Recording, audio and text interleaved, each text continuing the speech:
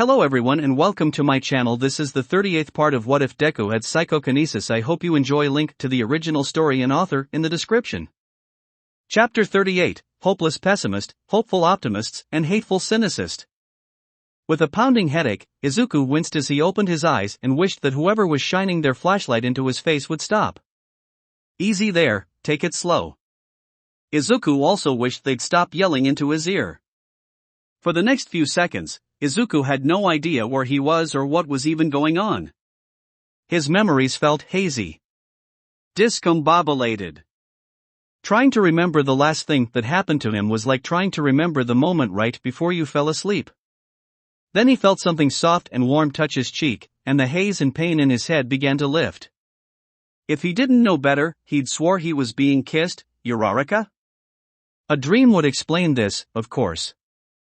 It was the only explanation why he would be getting a kiss. And if this was a dream, then it must be Uraraka. Poof. Young man, you should count your blessings that you said it softly enough that no one in this classroom, without superhearing, could hear you. Young man? Uraraka doesn't call me that in my dreams. It's either Deku, Izuku, or that one time when I. Izuku's eyes snapped open as he turned, coming face to face with Recovery Girl. Welcome back. Izuku opened and closed his mouth, doing a great impression of a fish out of water before asking, "You healed me?" Recovery Girl frowned, "Not counting this against you. You were ambushed, for goodness sakes." Izuku blinked, "Ambushed?" I was on my way to class when, then, at last, the full effects of Recovery Girl's work kicked in, and everything came rushing back. Oh god. Toga. Uraraka. Bolting up, which was an almost immediate mistake on his part, he had to steady himself on the nearest object he could grab, which ended up being a desk. Shaking his head, Izuku scanned the room, trying to get his bearings. He was in his classroom, and his classmates were there with him. Some were sitting down, others standing up in groups. Ochako was with their group of friends off to the side. Midnight was off at a far corner, sitting down on the floor next to Himiko, who had her arms wrapped around her legs and her head buried behind her knees. All Might, Aizawa, and Nizu were up at the front of the class. Oh good, shitty Deku is finally awake. Before Izuku had a chance to say anything though. Whack! Recovery Girl smacked his hip with her cane. Will you calm down? You had your lungs forced full of a truly horrible gas. If not for the quick work of Uraraka getting you here and Yaoyorozu making you an oxygen mask to help get some good air back into your system, the effects of that gas could have proved much more harmful than it did to everyone else. I also suspect your lungs burned up some of the gas, though you're lucky that the gas wasn't flammable, or else we might be having a much more serious conversation. Everyone else? Izuku shook his head while Recovery Girl helped lead him to his friends. What happened? I think you'll get caught up quickly enough, Recovery Girl said sadly before looking at Nizu. I'm going back to my office to look after the rest that hasn't woken up yet. Nizu nodded, of course. While Recovery Girl left, Izuku looked around at his friends for answers. Tenya stepped forward to quickly explain. We saw it on the news, when you stepped between Saito and Toga, he used his quirk to knock you out. It's a gas that induces sleep, like Midnight Sensei's, but apparently, it's poisonous. After you were hit, it started to spread out into the crowd. Izuku's eyes went wide. There had been so many people around them at the time. A quirk like Tenya was describing could hurt so many people. Yeah, and then the fucking nutjob got hold of a cop's gun and tried to fucking kill Bun bitch, Katsuki snarled, his patience all but run out. Now that Deku's awake, can we finally get some fucking answers? Izuku's head snapped up. Wait? Gun? Though his alarmed question was ignored and drowned out. Someone needs to start talking. We're done waiting, Katsuki growled out, with more than a few students nodding in agreement. Nizu held up his paws. Now that Midoriya is up and about, I will tell you everything that we know. Katsuki pointed over towards Himiko. I think we should hear it from her. More agreements from students. Ochako bristled. She's in no shape to get grilled by you. Katsuki looked down at Himiko, not asking her to explain anything. Just one fucking question. Is it true, yes or no? Ijiru nodded. after everything. Toga has to answer at least that much. Tenya's hands chopped violently. After everything, Toga should be given a chance to recover. Or do you not recall 13th's lesson on crisis management? People in shock are not good sources of information. Focus on what you can fix first, then worry about getting answers from victims. Yuga rubbed his hands together nervously. Is Mademoiselle Toga a victim though? Meza grunted. She is. Isn't she? Of course she is. Everything about what happened this morning was staged, Rikido said. Doesn't mean they were lying though, Minoru countered. Tura shifted around. That guy pulled a gun and attacked with his quirk. You can't listen to someone like. It's all true. The new voice cut through everything else. Himiko was looking up at them over the top of her knees. Everything is true. More murmurs spread throughout the class, some more aggravated than others. Before things began to get too heated and someone said something that they would probably regret, Aizawa's eyes flashed red as he grabbed everyone's attention. Enough. I want everyone back in their seats. We need to have this over so you all can be sent home like the rest of the school. Izuku's head tilted to the side. Ochako answered for him. UA sent the students home. Things got kinda crazy for a bit. So besides our class, everyone else is gone or leaving. Oh, wait. Everyone? It began to dawn on Izuku just what that meant. Oh no. It wasn't just his class that knew now. With all those reporters, all those cameras, the whole country must know. Ochako read his mind. Yeah. Slowly, the class began to return to their seats. A small nudge from All Might got Izuku's group to move back as well, though they cast glances back at Himiko, who was watching the class carefully. Mei ended up sitting on Suyu's desk, but neither seemed to mind. Nizu, once everyone was sitting, moved to stand before the class. I suppose there's no need to tell you all what we were going to talk about originally this morning. So Nizu talked the class through Himiko's past. How her parents reacted to her quirk and forced her through quirk suppression therapy. How going years without blood had caused her to build to a psychological breaking point. Her attack on her classmate Saito. Her escape to the streets and being found by Stain and everything that followed. The death spiral she was tumbling down until her fateful encounter with Izuku. Her contact with the police and the deal struck between herself, the school, the Hero Public Safety Commission, and the police departments. Finally, Nizu explained why he and the school did what they did. Why did they take such an unprecedented risk? To save her life.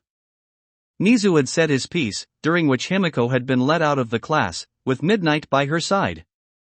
Now that everything was out in the open, he told the class to go home. UA had many things they had to deal with, so at least for the next couple of days, classes would be halted. More than a few wanted to ask more questions, but Nizu asked for patience.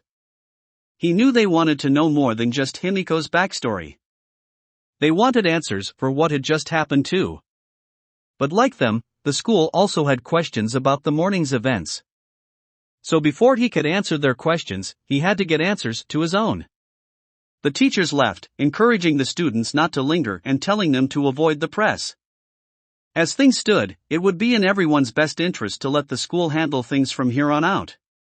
One by one, the class began to leave. None satisfied and with still more questions that they needed answers for. But they knew a lost cause when they saw one. Pushing for anything now would only get them in trouble. But not everyone left quickly. Or quietly. Oi! Deku! Boom! Katsuki's hands slammed down on Izuku's desk, smoke and fire puffing out from his palms as he slapped his hands down. The teachers might have clamped up, but you need to start talking. Izuku winced as the fading headache he had been recovering from the whole talk was pounded back into reality as the explosions from Katsuki's palms ripped Izuku from his own thoughts. With a groan and more snark than he would have thought wise when dealing with the explosive teen as he was, Izuku answered, Kaken, what else do you think I know? You just learned everything about Toga. What else do you want? It wasn't Katsuki who answered, but Hitoshi. How long have you known? Izuku glanced over at Hitoshi and Tsuyu, who were both standing off by themselves, obviously putting some space between the rest of the squad. Out of their group, they had been the last two to be kept in the dark. Hosa City. I learned about it there. After we were ambushed by Stain, and Toga got hurt. He had said some things to her, and she had said some things to him as well. Tartarus was also involved. They were mistreating her. Hurting her while she was recovering. I can attest to that as well, Tenya added. Their treatment of her was inhumane. Katsuki scoffed. So it took it getting spelled out for you to confront her, huh? Ochako groaned. She told us, you idiot. After everything, she decided that keeping the lie going wasn't going to do anything but hurt us. Noticing a pair of frowns, she looked over at Tsuyu and Hitoshi, and immediately after we got back, she was going to tell you guys. That's why you were called to Principal Nizu's office. She wanted a chance to tell you guys first, before the rest of the class. Kyuka pulled at one of her jacks, so the school decided it was best to tell us then? Doesn't make much sense. If this was supposed to be kept under wraps. Izuku shook his head. There's no way this would have happened unless Toga wanted everyone in the class to know. You can't make Toga do anything she doesn't want to. So if our class was going to learn about her, it was because she wanted us to know. Because she trusted us. Tsuyu glanced over at the corner Himiko had been sitting in while Nizu talked. Her eyes sad. Trusted us, Karo. And if she didn't want to come forward, how long would you have kept her secret from us? Katsuki growled. He wasn't looking at either Ochako, Shuto, or Tenya. His eyes were on Izuku. Izuku glared back, from us, or from you, Kaken? Izuku swung his backpack onto his shoulder. Why are you really so upset? Deku, Katsuki hissed through his teeth, watch what you. Because I bet you don't care one bit about what Toga's done. It's that you were kept in the dark. You don't like that something was going on that didn't involve you. So you weren't the center of attention. I don't like being made a fool of, Deku, and I blow the fuck up the people that try. He and Izuku were face to face now, and if you think I'm going to let you make a fool of me. Newsflash, Kaken, I have a lot of secrets. Ochako stiffened as Izuku spoke, and just because I'm willing to forgive you and move on doesn't mean I'm going to trust you with them. You haven't earned that right, Kaken. Before things could spiral out of control, Tenya put an arm between them while Ijiru carefully pulled Katsuki back. Easy man. We're all on edge and still soaking this all in. Let's just do what the teachers said and go home. Plus, Midoriya still has to be a little off from getting jumped earlier. You don't want to pick a fight while he's like that.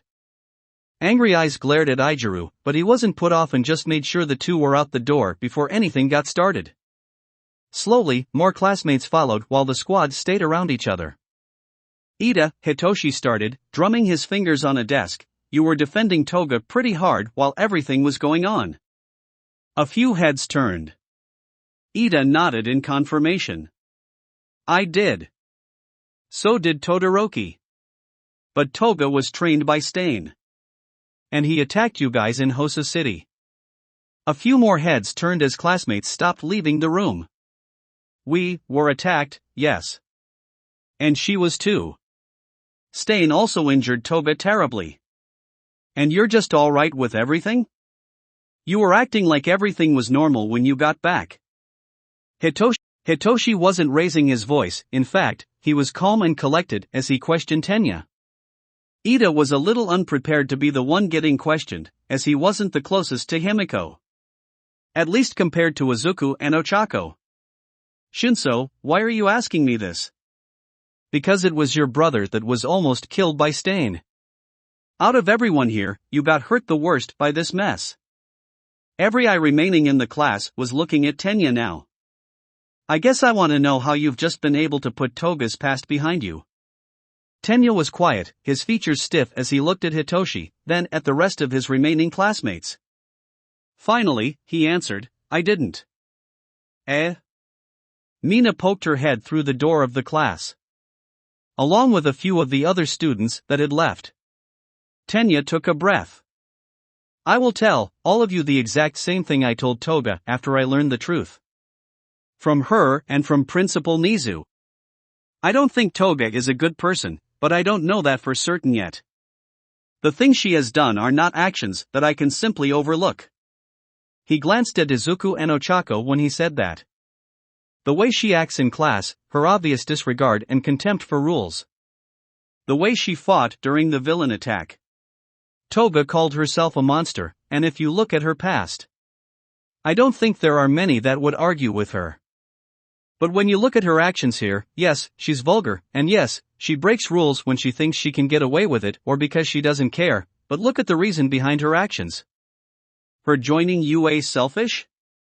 Yes, but Tenya gave Izuku a nod of approval. She chased after the first good thing that had happened in her life in years.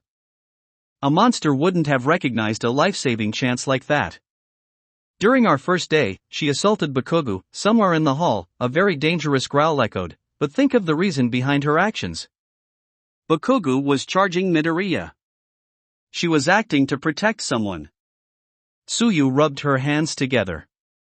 Then there was the USJ. Tenya nodded, yes. Sue, you've said that Toga saved your life. But that wasn't the only time she put herself in danger to protect someone. Toga fought multiple members of the League of Villains while Uraraka worked to resuscitate Midoriya, even putting herself between them and the Nomu. Yes, the way she fought was exceptionally brutal, and now that we all know how she was trained, it makes more sense, but she didn't kill anyone. A bloodthirsty monster would have jumped at the chance. She didn't. She'd even taken measures to keep her quirk a secret from us, even though this very act mirrored how she was mistreated and abused by her own parents. Tenya paused as he let his words sink in. Toga is a mass of contradictions. She has committed evil, unspeakable acts for her own selfish enjoyment or to please others she looked up to. At the same time, she has done things that are truly heroic. Saved lives, and protected others even at great cost to herself. I can't overlook the bad things she's done, but at the same time, I cannot ignore her rehabilitation with U.A, or the effect it has had on her. Nor can I ignore the good she has done and can potentially keep doing.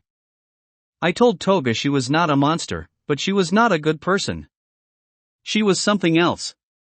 Or, maybe she is becoming something else. As her class representative, as her classmate and as her friend, it is my duty to her to help lead her down the path Midoriya and UA showed her. Izuku and Ochako were walking down the hall, headed home. After Tenya had spoken, the general feeling of the class was that no more needed to be said, for now. They all needed time to figure things out themselves, and any more outside interference would be unwelcome. As they walked, Izuku noticed Ochako's head was on a swivel. She was scanning the hall and double-checking corners. It would have been funny if she hadn't told him about her fight to get to their class. Still, there was being careful, and then there was being paranoid. Uraraka. We're pretty much the last ones leaving the school. There isn't anyone in the halls. While their class had been in its meeting with Nizu, the rest of the student body had been dismissed. Ochako huffed, until we're home, I'm not taking any. Ah, young Mido. Ah. Ochako leaped out of her skin, whirled around and threw a punch that connected with a smack that echoed in the, now obviously not so empty, hallway. Ochako blinked a few times, startled to see her fist totally enveloped in a giant hand. Only realizing that it was All Might's a few seconds later. If I didn't know better, young Uraraka, I'd think you were angry with me. A punch after shooting me in the face could make a hero weep. Izuku looked between the two. Wait, she shot Dash? Don't worry about it. Ochako quickly moved to cover up that little slip-up. It's fine. Everyone is fine. I'm just wound a little tight right now. But All Might said you shot him? Groaning in embarrassment, Ochako covered her face with her hands and started floating up towards the ceiling. I had my support gear on. The rubber bullets? Yes. You were hurt, Toga was out of it, and the school was going nuts, so I wanted to protect you, Ochako answered with a whimper while Izuku blushed. All Might surprised me, and I kinda fired at him. Hit me square in the face. A good shot for such a fast draw. Please, don't praise me for that. Ochako was close to tears. Izuku rubbed his chin, but how'd you even get your stuff? Isn't it stored in the wall? I ripped it open. Izuku blinked and looked up at Ochako, the slight red spreading over his cheeks getting darker. You ripped open the wall to get your hero gear. With your hands? Ochako was too distracted to see the goofy smile and glassy eyes Izuku was getting at the thought of her ripping open school property. Muscles bulging and eyes blazing. Parts of her uniform tearing open, revealing glimpses of beautiful skin. It was enough to make his legs wobble. Yayorozu made me a crowbar. That's still so hot. Wait. What am I thinking? Shaking himself out of his dirty fantasy, Izuku was grateful Ochako was facing away from him. So she didn't see him quickly work to cool himself down. And wipe the drool from his chin. He was so distracted with being happy that Ochako couldn't see him that he forgot All Might was still there, trying not to smile at his dorky students. Once Ochako had landed, and both she and Izuku had gotten a hold of themselves, All Might looked them over. I came here wanting to make sure you two were okay. It seems like my concerns were unfounded. Izuku glanced at Ochako before he sighed, physically at least. Ochako frowned and nodded in agreement. Yeah. How's Toga? She was taken out of the class. Can we? All Might shook his head, no. I think it best if you give her some time. Let Midnight and the teachers help her right now. She is not stable at the moment. If she's not stable maybe we can, Ochako began, but All Might held up his hand. We're having some delicate talks with her right now. Talks that honestly we should have had days ago. Ochako blinked at that while Izuku frowned. About Saito? Saito? All Might nodded, yes. Among some other things. Some issues with the boy began to develop after the sports festival. We didn't want to distract young Toga when her first internship was coming up. Izuku looked at All Might as some pieces began to fall into place. The sports festival was televised, so that must have been how Saito learned about Himiko. But there were other things Izuku didn't have answers to, but by what All Might had just said, about things they hadn't told Himiko, he had a sneaking suspicion All Might would know.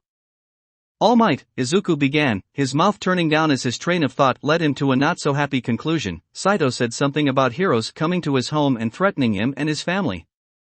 Telling them to not ask questions about Toga, and to keep quiet. Do you know what he was talking about? All Might flinched hard, something both Izuku and Ochako noticed. Izuku's glare at All Might hardened, and All Might found himself wishing he wouldn't look at him like that. Not that he could blame Izuku. This was a messy situation that had just blown up in everyone's faces, with no telling what kind of damage and fallout was going to come. It's a delicate matter that we... All Might, Izuku cut in, what did Yue do to Saito? The harsh tone in Izuku's voice shocked Ochako. When she looked at him, she was startled at the look in his eyes. It reminded her a little of Inko, back when she had first met All Might. It had been one of the few times she had seen the woman angry, and it was genuinely scary. Still, that Izuku sounded like he was trying to stand up for Saito was also concerning. Deku, he pulled a gun on Toga. He gasped the crowd, you, trying to hurt her. Izuku's eyes swept over to her. He had learned about that while Nizu had been explaining everything. It had been a huge shock at just how far Saito was willing to go. Still, am I supposed to treat him any differently than I treat Toga? I learned what Toga went through and what she did before I decided she was still my friend. That she deserved a chance. I can't make a decision without knowing what happened to Saito. I'm not excusing him, he was so angry and beyond reasoning with. He wanted to hurt Toga before he snapped and pulled that gun.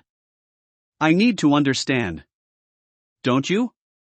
Ochako wasn't sure what to say to that. While Izuku had been unconscious when things had turned horrific, she had seen it all. The look in Sato's eyes when he pointed that gun. For a brief second, they reminded her of the eyes the villains that had attacked the USJ had. That Tamura Shigaraki had. All anger and hate. It was so hard to try and see Izuku's point of view after seeing Saito like that. I can't get into everything. Not out here, and probably not in private because, like everything regarding young Toga, there is enough red tape to strangle a mountain. But, after Saito and his parents contacted the police, the Hero Public Safety Commission stepped in. As they have a hand in young Toga's rehabilitation, they took the lead in how the situation was to be handled. All Might trailed off. No, it's not fair to put this wholly on their shoulders. UA agreed to everything that was done, even if we found it distasteful, we went along with it, hoping for the best for all parties. Sato's family was put under a gag order. They were told that the situation with young Toga was being dealt with and that any interference from them, including attempting any legal methods such as lawsuits or leveling charges against her, would be seen as an act against the welfare of the state. And would be treated accordingly. Izuku looked disgusted, so his family was threatened. In exchange for them following this ruling, the family would be provided with monetary and other means to ensure they suffered no lingering effects from the decision, such as donations to school funds or counseling for the boy. Things like that. Essentially, the commission offered them a choice. The stick, potential legal consequences if they pushed the subject, or the carrot, a bribe of money if they dropped it. Last I heard, the boy's parents had taken the bribe. Though I don't think the commission has followed through with their end of the bargain yet. And it seems that Saito did not agree with his parents' choice. Neither Izuku nor Ochako said anything. We weren't happy with how things were handled, but as I said, we ultimately agreed to it. At the time, the alternative posed too great a risk to the progress we had made with young Toga. We didn't want to undo all the good we had achieved with her. That you had achieved with her. Izuku huffed. Well, a fat load of good it did in the end. I can't even imagine what's going through Toga's head right now. Her world just got pulled down around her. No one saw this coming. Everything that happened today, I don't think even Nizu had any idea this was going to happen. Ochako frowned. What did happen? Those reporters, Toga getting lured out. This is more than just one angry boy making phone calls. Tartarus, Izuku replied bitterly. They were so mad after Hosu, I bet they did this. All Might shook his head. We don't know, young Uraraka. While some of us are working with young Toga, the rest are working to get to the bottom of this. A great many things had to have gone wrong to get here. We are going to find out what. As for Tartarus, young Midoriya, I cannot believe it was them. As I said, they are a part of the system and have had disagreements with the hero community before. Some nasty ones at that. But they remained loyal to the cause.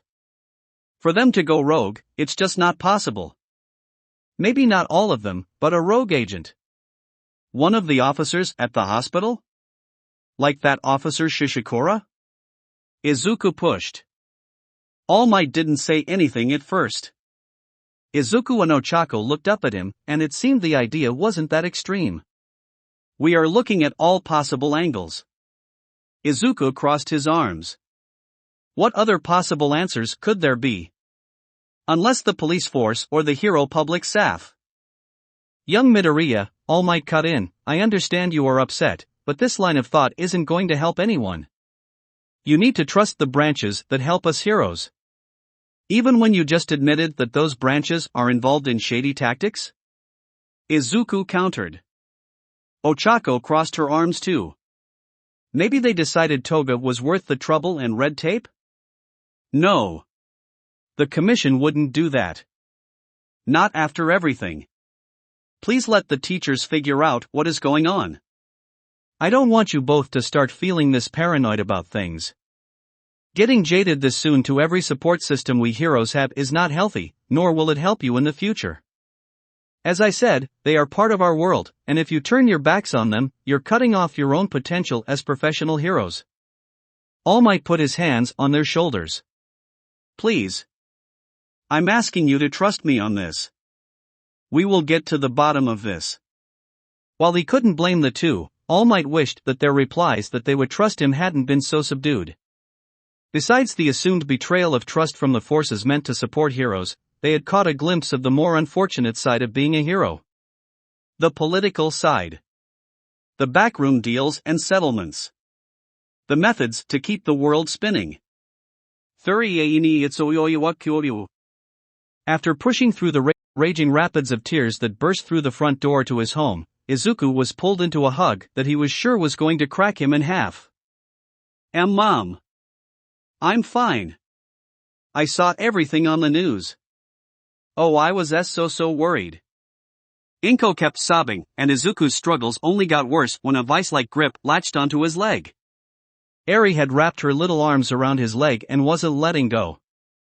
It took a few minutes before he was finally able to dislodge his family and fling himself onto the couch. Eri quickly scurried after him and sat next to him on the couch. Izuku reached up and gently patted her on her head. "Where's Ochako?" Eri asked. "We were both pretty exhausted, so she went home." "She let you come back here by yourself?" Inko asked, surprised. Izuku rolled over to look at his mother. "I'm perfectly able to take care of myself, you know. She was tired from everything, so I told her to go home." Inko tapped her chin. "Told?" "Yeah." Izuku decided to not bring up the almost 15-minute back and forth the two had before he practically had to shove her into the bus to let it take her home. He was almost certain he was gonna have to pay for that later, but he was too tired and stressed out to worry about it now. Inko sighed, before looking at Eri. "Eri, why don't you go to your room and play? I want to talk with Izuku." Eri looked up at Inko, eyes big and wet. "Aw woo. Can't I stay?" Inko shook her head. "I want to talk with him for a bit. Alone." Izuku winced. "Is this about the TV stuff? She didn't let me watch it and made me go to my room. But then you got hurt, and she screamed, and I came out then," and Eri trailed off, and Izuku didn't have to guess at what she must have seen. "I'm fine now. Recovery girl fixed me right up, so you don't have to worry. And what about all the other stuff? I thought the TV mentioned Himiko, but I didn't really hear it because Mrs. Midoriya was crying so much." Inko started to look distressed, but Izuku pulled out the one card he knew grown-ups everywhere used when they didn't want to talk to little kids about something. "We'll tell you about it when you're older." Clearly not happy with being sent away, since she had been worried about him too and she wanted to stay near Izuku just to help make sure he really was alright, Eri was ushered into her room, and once the door was closed, Izuku shifted on the couch nervously as Inko took her seat, her movements stiff as she visibly worked to keep her emotions from exploding all over the place. "Izuku, I need to know what's going on. If the things I saw on the news are true and Toga is a what?" Izuku hadn't meant to snap like that. But after everything that had happened in the past couple of hours, it felt like the best response to anything was to get defensive. It was easy to fill in what others were going to say what Himiko is. Toga is a monster, Toga is a villain. But immediately after, Izuku looked at his mother guiltily. "Sorry, Izuku covered his face with his hands and let out an exasperated sigh. "I didn't mean to." Inko softly looked at Izuku and wrung her hands. "No, I should choose my words better." Inko took a breath. "Did Toga do the things the news said she did?" "Yes." Inko's voice quivered. "And what that boy said, before he..." Inko could hear the accusations still fresh in her mind. There was a difference between hearing them from a news broadcaster and from a victim. "Saito. His name is Saito, and yes. It's true." Inko gripped her seat tightly, afraid that if she let go, she might start sinking into the floor. She had hoped there was some mistake. Some horrible mistake in identity. That the girl she had let into her house, let be around her son, and now Eri was not the person she had heard described on the news. It was all she could do not to start having another panic attack. But as she sat, fighting to not freak out, it hit her that Izuku, besides being stressed and exhausted from the morning events, was unbelievably calm. Way too calm for someone that had just found out his friend was a killer. Izuku? You've known about her, haven't you? Izuku was slow to answer. He pulled at his hands and fingers before finally answering. Since I was in Hoso City Hospital. While we were recovering, that's when Toga told me. Us? Me, Uraraka, Tenya, and Todoroki. Inko closed her eyes, as she tried to come to terms that her son knew about Himiko. That he had known and hadn't told her. Also, learning that some of his friends knew also stung. That Ochako knew too, almost felt like a betrayal. She had trusted Ochako with her son. Ochako had promised to keep her boy safe. Was this not her breaking her promise? Letting Izuku keep such a secret, such a dangerous and horrible secret, had led to her son getting attacked and hurt. To let her son be around someone so dangerous and to keep the secret from her, Ochako had let her son get hurt because of it. Had Ochako betrayed her trust? Inko's grip on her chair tightened even more. She wanted to scream, but she didn't. She made herself think. Ochako wouldn't do something that she would think would hurt Izuku. No, there was something more to this story than the things Himiko had done and the secret being kept around her by Izuku, his friends, and if the news was right, the school. They had also only learned about it a few days ago, while they were recovering from yet another villain attack. After such a traumatic experience, maybe it made sense that no one had a chance to say anything. Maybe that was why no one had told her. The injuries, the recovery, and now a dark secret. When would her son have the moment to even digest it all? But it wasn't just Izuku that had been hurt. Himiko had been too. She had almost lost her life. And before they had left, as Izuku told it, he, Ochako, and Himiko had decided to continue their journey as heroes together. That had to mean something. More now than ever, now that Inko knew about the things Himiko had done. You don't just make that kind of commitment with a killer. With a monster like the news and that Saito painted Himiko as. So Inko fought to keep herself from assuming the worst, fought to keep herself from imagining the most horrible ideas from her head, and as calmly as she could, looked at her son and said, Izuku. Please. Tell me everything. So Izuku did. Starting from the beginning, he told Inko everything. After he was finally done, Izuku watched his mom carefully as she digested everything he had told her. He was getting worried because she was still just sitting in her chair and hadn't said anything once he had started, letting him say everything in one go. And now, instead of saying anything, Inko just sat and stewed. Izuku pulled at his hands, afraid to say anything now, but the quiet was beginning to make him nervous. His mother was very open about how she felt about things, so for her to be quiet and keep her thoughts to herself like this was even scarier. Ring. Ring. Ring. Izuku almost jumped out of his skin when the phone started ringing. He started to get up to answer it, but Inko was out of her seat first. Izuku gulped as she walked by, her face an unreadable neutral. Her face tightened when she picked up the phone and looked at the caller ID. Hello, Midoriya residence. Inko listened patiently to the person on the other end. Yes, I agree, a meeting is in everyone's best interest, Inko replied icily. Izuku blinked, meeting? Yes, I will be available. Inko listened, then answered. No, I can make it there myself. Another pause. Yes, we do have a lot to discuss. And you said all the parents are going to be there? A long pause and Inko's face was slowly becoming less neutral. Good. Because I have a lot to say. Yes. Goodbye. Until tonight. Hanging up the phone, Inko glanced over at Izuku. That was UA. There is going to be an emergency parent-teacher meeting tonight with the parents of your class. Izuku didn't have to guess what the meeting was going to be about. The school is sending transportation to make sure all the parents are able to attend. Makes sense, was just about all Izuku could think to say. His mother was keeping her thoughts to herself and Izuku couldn't get a good read on her.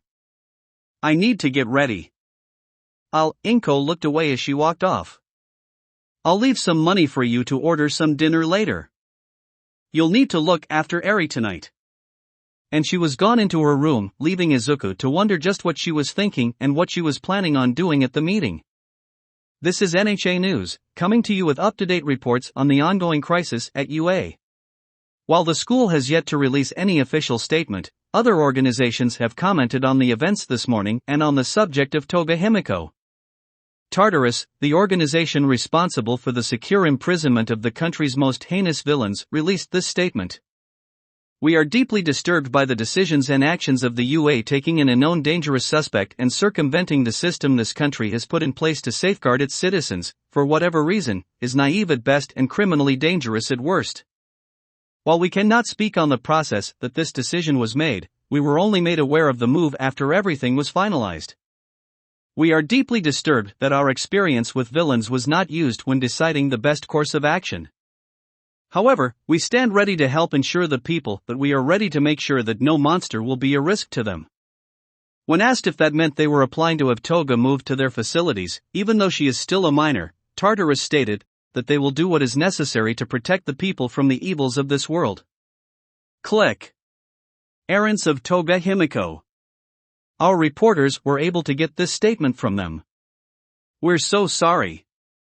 There's no way we could ever make up for the horrible crimes and actions she have done. We tried to make her normal, but no matter what, there was no changing her. We could never exorcise the demon inside her. She is a broken thing.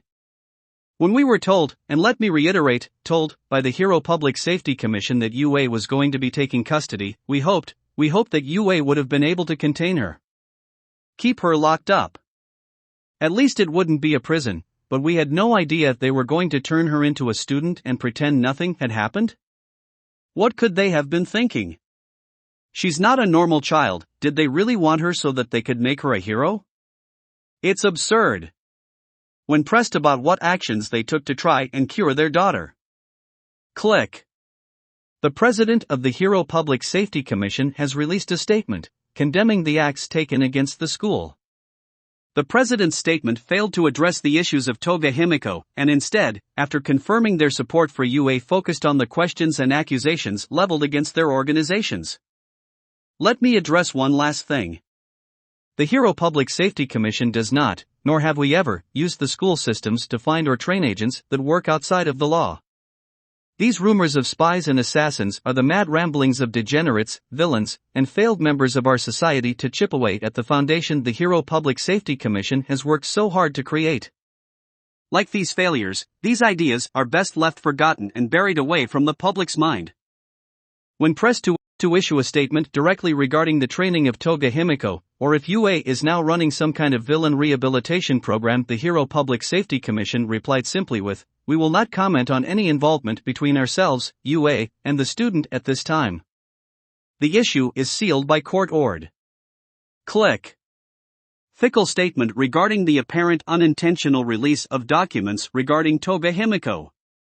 Per anonymous sources, there was a system error that released the documents for public viewing while the court computer and networks were updating. The error was quickly fixed, but not before the documents were sent to news networks all over the country. There is no word on just who was able to distribute the leak so quickly nor who was responsible for organizing the reporters to be on site. Another anonymous source stated that the reporters were given a hint that a massive story surrounding UA was going to drop within the hour and that they must be on site when it happened. With the documents now resealed, comments from the Hero Public Safety Commission, Tartarus, the police force, and the families of Toga and Saito have become left as the only official statements about the events of this morning. There has still been no statement from UA. Another mystery is why Saito, the alleged victim of Toga, was on site as well. Some have called into question the click. It's all over every channel. With an annoyed and disinterested grunt, Tamura dropped the remote and went back to his drink. It was great this morning, but come on, now all the news is doing is just repeating the same clips over and over and over again. Kurogiri watched the TV from behind the bar, cleaning a few glasses as he did. You were enjoying it when it first came on. Tamura smirked. Well yeah, getting to see that brat Midoriya get taken out like that was one of the best things to happen to me in weeks. Ouch, ouch. Words hurt, you know. I would have hoped some of the people I've found for you would have made you happy. A man, with gray hair, wearing a bright purple suit and scarf around his neck winced sympathetically as he took a drag from his cigarette. Are you unsatisfied with the people I've introduced to you? There was a huff from back in the bar as another man flipped through his phone. A lanky lizard man with bright purple hair, wearing a mask that almost got him dusted right away. Kurogiri poured the man a drink. We are grateful for your assistance in finding us new allies, Jiren. Please do not take offense to Shigaraki's blunt statements. No offense taken. Nice to hear someone speak their mind for a change. Tamura waved him off before pointing his thumb back behind him. He's the only one I like so far. Even if he's just a fanboy. An annoyed hey was ignored by everyone. Better than that violent nut job you brought up, or that other guy that had escaped from prison. Fucking creepy bastard. A growl made a few heads turn as Chimera lit himself a cigar and swirled his drink in his glass. Those two may be unhinged, but they are strong, which is what you need. Not just someone that likes the same video games as you. Even if they are unstable, a strong leader should be able to control them. Tamura glared at Chimera, which the giant wolf man didn't care about at all. Jiren let out a puff of smoke. I do have other leads on individuals that may be of use to you. I'll look through them and see if some are less insane and more down-to-earth like Mr. Igu. I mean Spinner. No point in having all the strength in the world if you got no brains to go along with it. Thank you, Jiren. Shigaraki is still recovering, so do not feel that you need to rush. Let us use this time to make sure our forces are truly the best fit. Kurogiri said with a bow. Yo, Shiga, boss? Tamura's eye twitched. Don't call me boss. That makes me sound old.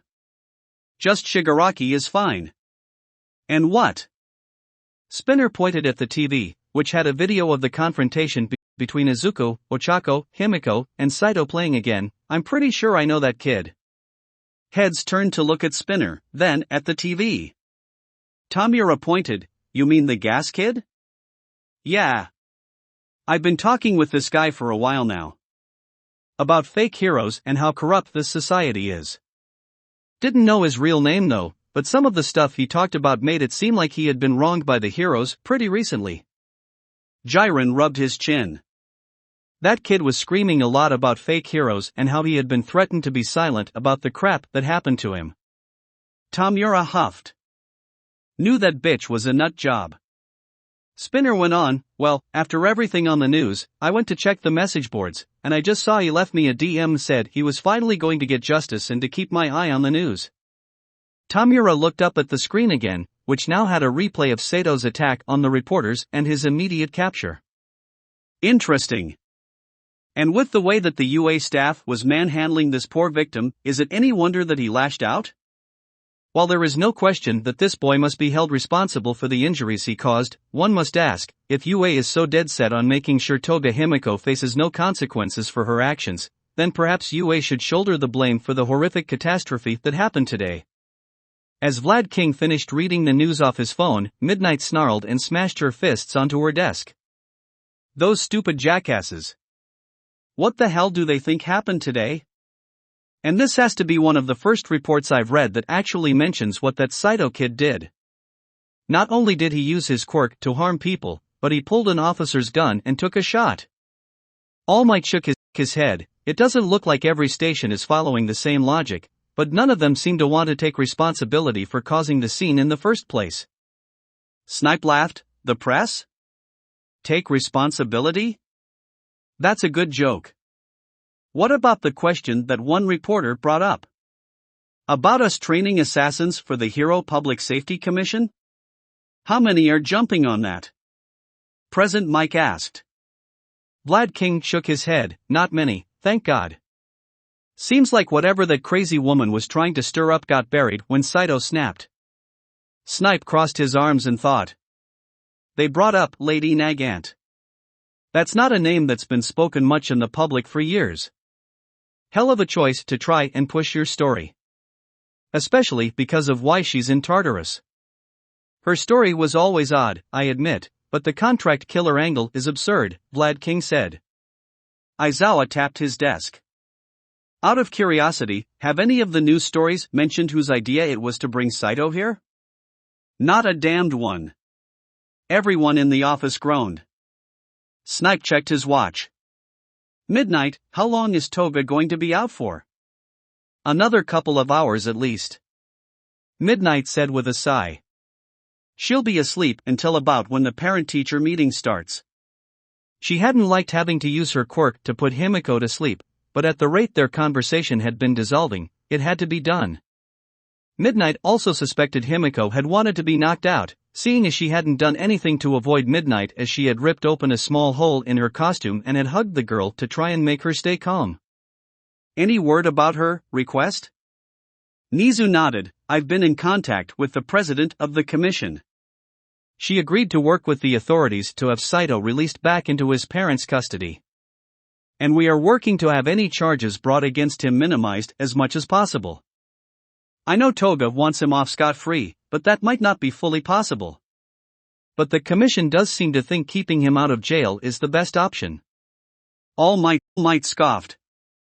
From a PR perspective, I'd imagine. Oh, most definitely. Nizu took a sip of his tea. How is your cheek, Kayama? Midnight rubbed her sore cheek. It's fine. Upon learning that Yue had been keeping the growing issue of Saito and his family from her, Himiko had lashed out and slugged Midnight in the jaw, knocking her down and leaving her dazed. Present Mike frowned. You sure you don't want to go see Recovery Girl? She's been busy all day today. Not going to bother her with this. I'm sure she wouldn't. Present Mike trailed off when Midnight shot him a withering glare. Holding up his hands, he conceded his point. Not going to heal something I deserve. Toga had every right to be pissed at me for keeping the Saito situation from her. Aizawa took a sip from one of his energy drinks. So, what's the word about the leak? Beyond the official statement. Not much, I'm afraid. There was a system update this morning. Investigators have confirmed that, Nizu said, during the update, several files that were designated confidential were released to the public servers. By all accounts, it does look like it was a simple glitch. All Might shook his head. Which means it was anything but that. The teachers all nodded. As of now, there has been no evidence of foul play. But, Nizu took another sip. I was informed that during the system update, there was no documented access to any files in the court and commission systems. Aizawa frowned. No documented access? You mean they have no record of anyone logging into their networks? That can't be right. People just doing their jobs would be logged in. Well, for when the update was running, it was a complete blank. A common glitch that no one has looked into fixing, as it's at most a 5-minute window. For the teachers, that all but confirmed someone was behind this. It also meant that their list of suspects was zeroing in on someone that had to be aware of that small window. So either someone in the courts or the commission, All Might muttered. Unfortunately, the police in Tartarus also have access to the network. For when they send in their reports, Nizu clarified. Snipe tapped the handle of his revolver nervously. So we have a fox in the hen house. What's next? Nothing, Nizu stated. Then quickly raised his paws to cut off the incredulous outburst he knew a few of his teachers were about to have. This comes from the top, I'm afraid. The commission will handle the investigation into the leak. Yue is not to be involved in it. Too many conflicts of interests and tainted perspectives. Tainted? All Might asked. Our recent disagreement with Tartarus has the commission worried we might go into any investigation with our minds made up on who's guilty. And we might try and warp the evidence to fit our own personal views and vendettas. Aizawa shook his head. We're professionals. The commission knows that. This isn't them saying anything against us. It's the perception they are worried about. how the public would perceive us getting involved in this. And how the other branches would too. All Might groaned, "I hate politics." Everyone in the room groaned in agreement. While they handle the investigation, we are to handle the fallout regarding Toga. We need to evaluate her and make sure she will be able to continue taking part in her studies. We also need to handle the public. Midnight rubbed her brow. Getting one's parents on our side will be a good dry run for that. If we can't convince them of what we're trying to do, we have no hope with the rest of the public. Still, it's risky to hold off on our own public statement until we have this meeting with them all. Speaking of the parents, Aizawa chimed in. We were able to get transportation for all of them, correct? Nizu nodded. All parents of the children will be attending. Though, a couple will have to be streamed in. The setup is getting worked on. Can't do anything else for those out of the country, unfortunately. Or those who adamantly refuse to come. A string of expletives rocketed out of Midnight's mouth as she thought of the two parents that Nizu was talking about. Izuku sat quietly on the sofa. Eyes darting from the TV to his phone as he constantly checked the time. Brain a swirl of numbers as he kept thinking, it would take Mom about. Then the train would take. So she would have to be at the last stop. Eri popped her head up from her dinner. Yes? We're going out. Hurry up and finish, then go get your shoes on, okay? Eri glanced down at her almost finished meal before she scarfed it down and hurried to the hall. Where are we going? It's already getting dark. To my school, Izuku replied as he turned off the TV and walked over to turn off some lights and clean up. Eri tilted her head to the side and tapped her chin. But isn't that where Mrs. Midoriya went? To the, parent-teacher conference. Eri nodded. Yeah, that. Are we allowed to go there? Probably not. Eri gasped. Are we being naughty? Izuku held up his hand, and almost pinched his finger and thumb together. Tiny bit. Yay! Any other night and Izuku might have been a little concerned at how excited Eri was to break some rules. No idea where she could be getting that from. We aren't going to the meeting. We're going to see my friend, so it should be fine, mostly. You don't have to worry though. Okay? Eri nodded and began to tie on her shoes. Izuku put Eri's dishes away and did a quick sweep to make sure everything was good to go. Clapping his hands together to psych himself up, Izuku turned off the last of the lights. Oh, Uraraka's here. Eri, get the door for Uraraka. Eri blinked a few times before opening the front door. Ochako was standing there, hand held up to knock. Startled, Ochako recovered.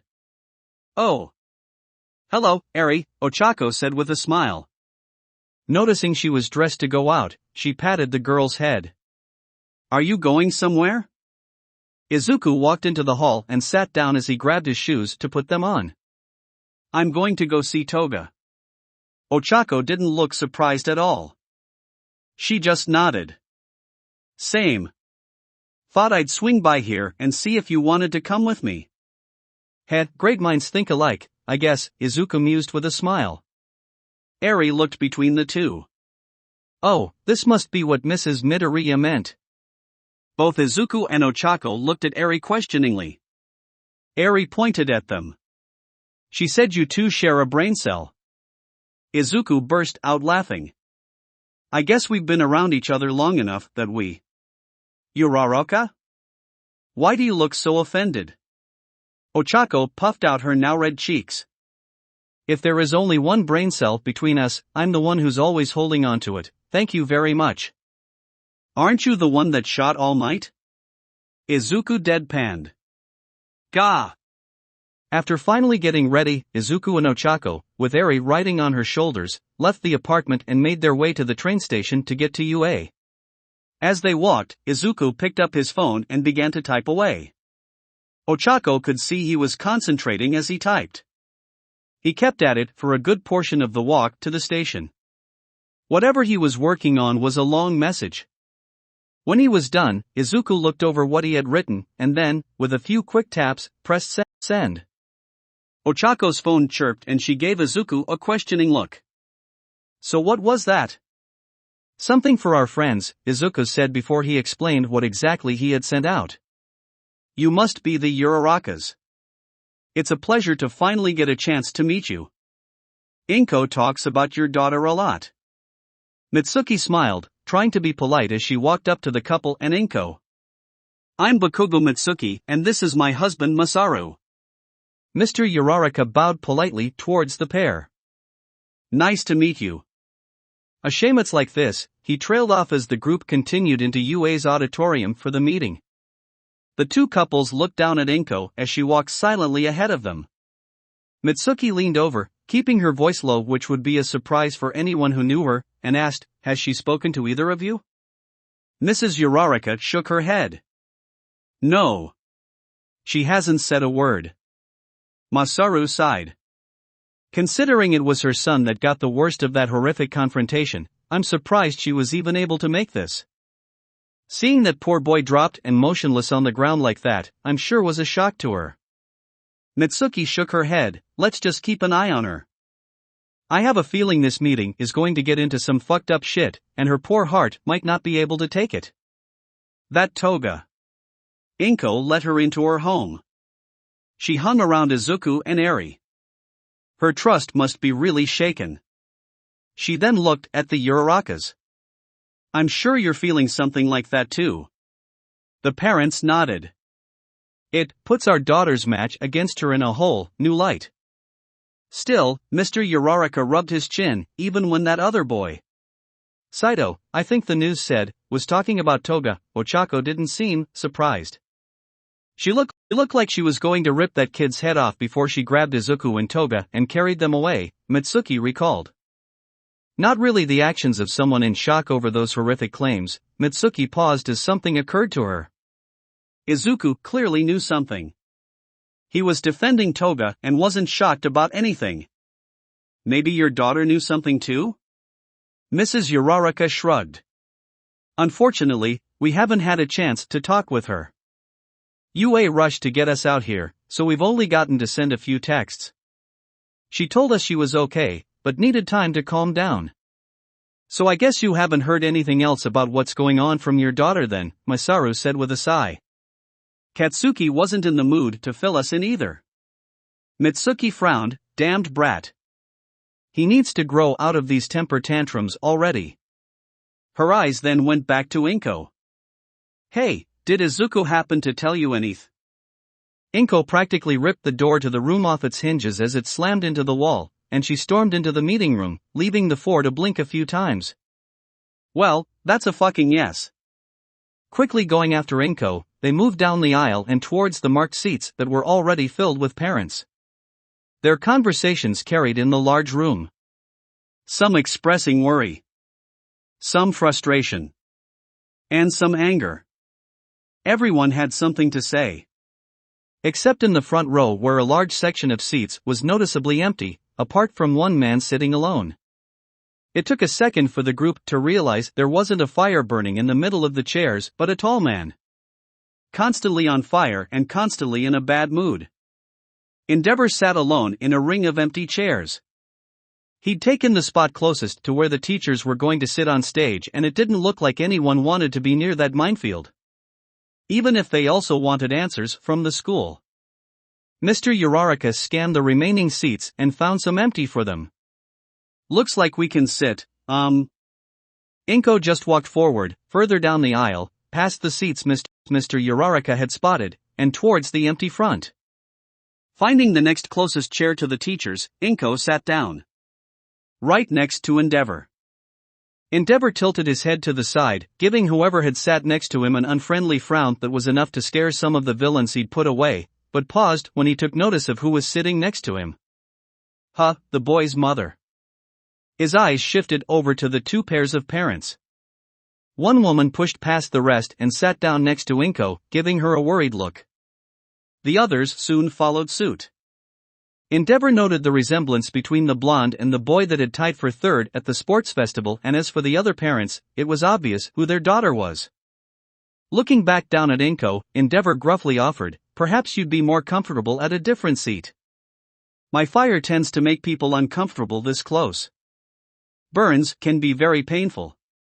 Inko, without even hesitating or looking at the hero, replied curtly, "I'm touched you're so concerned. Perhaps you'd be more comfortable sitting back in the second row." Mitsuki's eyes almost popped out of their sockets as her head whipped around to look at Inko. The Urarakas looked like they were ready to grab Inko and run while Masaru tried to fade into his chair. Inko looked up at Endeavor, and not put off at all by the increased flames coming off his body, stated, "I'm here to get answers. I don't have time for anything else. Understand?" Endeavor recalled the way Inko's eyes burned the last time they had met, when he had talked about her son. That look was back, but at a whole new intensity.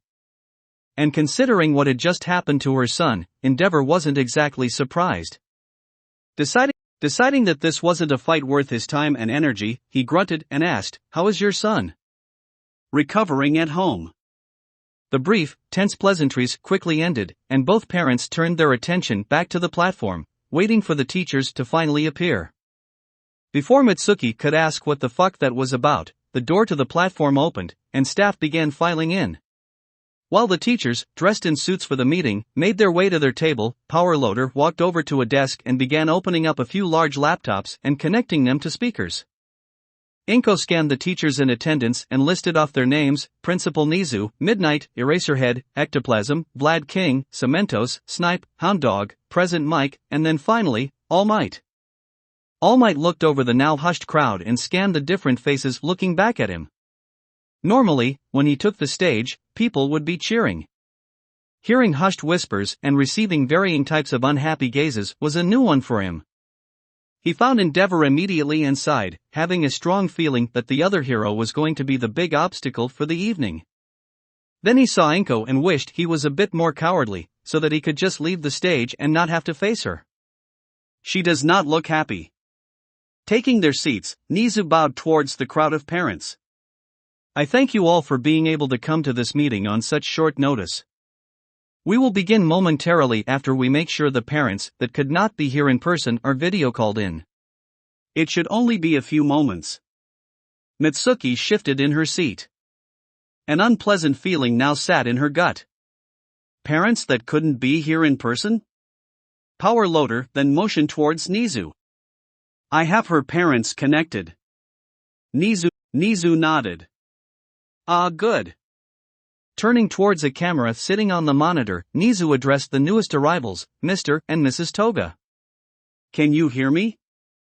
The screen flashed as a large projection screen behind the setup turned on. Two individuals, dressed smartly, sat in a living room, their faces neutral with almost an air of practice. "We do," answered Mr. Toga. A few parents in the seat mumbled amongst themselves, getting their first look at the parents of Himiko Toga, while a few select others noted the pair still looked like they had during their news interviews. More like professionals about to read off a prepared statement than parents wanting to solve the current crisis around their daughter. Mitsuki swore that the air around her suddenly got colder. Which was bizarre since Endeavor, a man literally on fire, was within arm's reach. The second laptop blinked to life as the large screen split in half when another parent called in and was connected. Nizu addressed the last edition. "Are you receiving us, Mr. Midoriya?" "Oh my fucking god, no." A few people in the crowd had immediate, if varying, reactions as Hisashi Midoriya appeared. Unlike the Togas that seemed to be streaming from their living room with a camera, Hisashi was in some kind of large office or meeting room on a webcam. So his business attire made sense. At least compared to the Togas. All Might turned to get his first look at Inko's husband and Izuku's father. "So, that's the man?" All Might wasn't sure what he had been expecting. There was more than a passing resemblance to Izuku. Same hair and eye color, even if his hair was slicked back. But while the similarities were there, that just made the differences all the more obvious. There was nothing soft-looking about this man. He extruded an atmosphere of professionalism, strictness, and business. Whatever Izuku got from his father, his mother rounded out the edges, giving her son the kindness and joyful features he had. All Might could see no joy from the man. Of course, the man had just learned not too long ago that his son had been attacked, on top of all the other unfortunate news.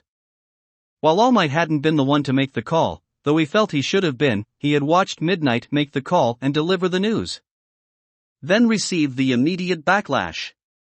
"Well, he's pissed off," was all Midnight said after she had hung up. Still, despite everything, as All Might looked over the man, a couple of things stood out as odd. There was something in the man's eyes that felt off. It was anger and mistrust, but it felt different than what he saw from the other parents. Like there was something mixed in that he couldn't place. Another thing was that Hisashi was looking into the camera, but for a brief second now and then, would glance to the side, or over it. It reminded All Might of a news broadcaster when something got their attention off-screen. Like a teleprompter or aid. All Might looked back over at Inko and blinked a few times. Inko, still angry as she had been when he first saw her, now seemed to be in an even worse mood and was so obviously making an effort to not look at the screen her husband was on. On a whim, All Might looked over at Endeavor and saw that he, like himself, seemed to be taking a measure of Hisashi. Since Endeavor seemed interested in Izuku and his boric pyre, it made sense he would take a moment to judge the man whom Izuku inherited the quirk from. Endeavor seemed unimpressed, but All Might could see the hero's trained eye had also caught the same strangeness from the video call. A slight squint of the eyes and tiniest head tilt made that very clear. Nizu nodded, satisfied. "Good, then I think it would be best if we begin immediately. Parents, I regret that this meeting had to happen like this. I feel that these parent-teacher conferences should be a chance to bring you news and to praise the work of your children. Unfortunately, the events of today have forced us to have a much less pleasant talk." "Of today?" Endeavor asked. At the same time, more than a few of the teachers thought the same thing. And here we go. This meeting should be over more than just the events of this morning. Endeavor stood up. "I think I will speak for everyone here when I ask, just what the hell is going on? If even half of what the news has reported and what I was able to gather from the Hero Public Safety Commission before they clamped down is true, then you need to explain yourselves. Now. Your actions are beyond comprehensible. This criminal you have brought into the school, by her own parents' admission, was dangerous and unstable.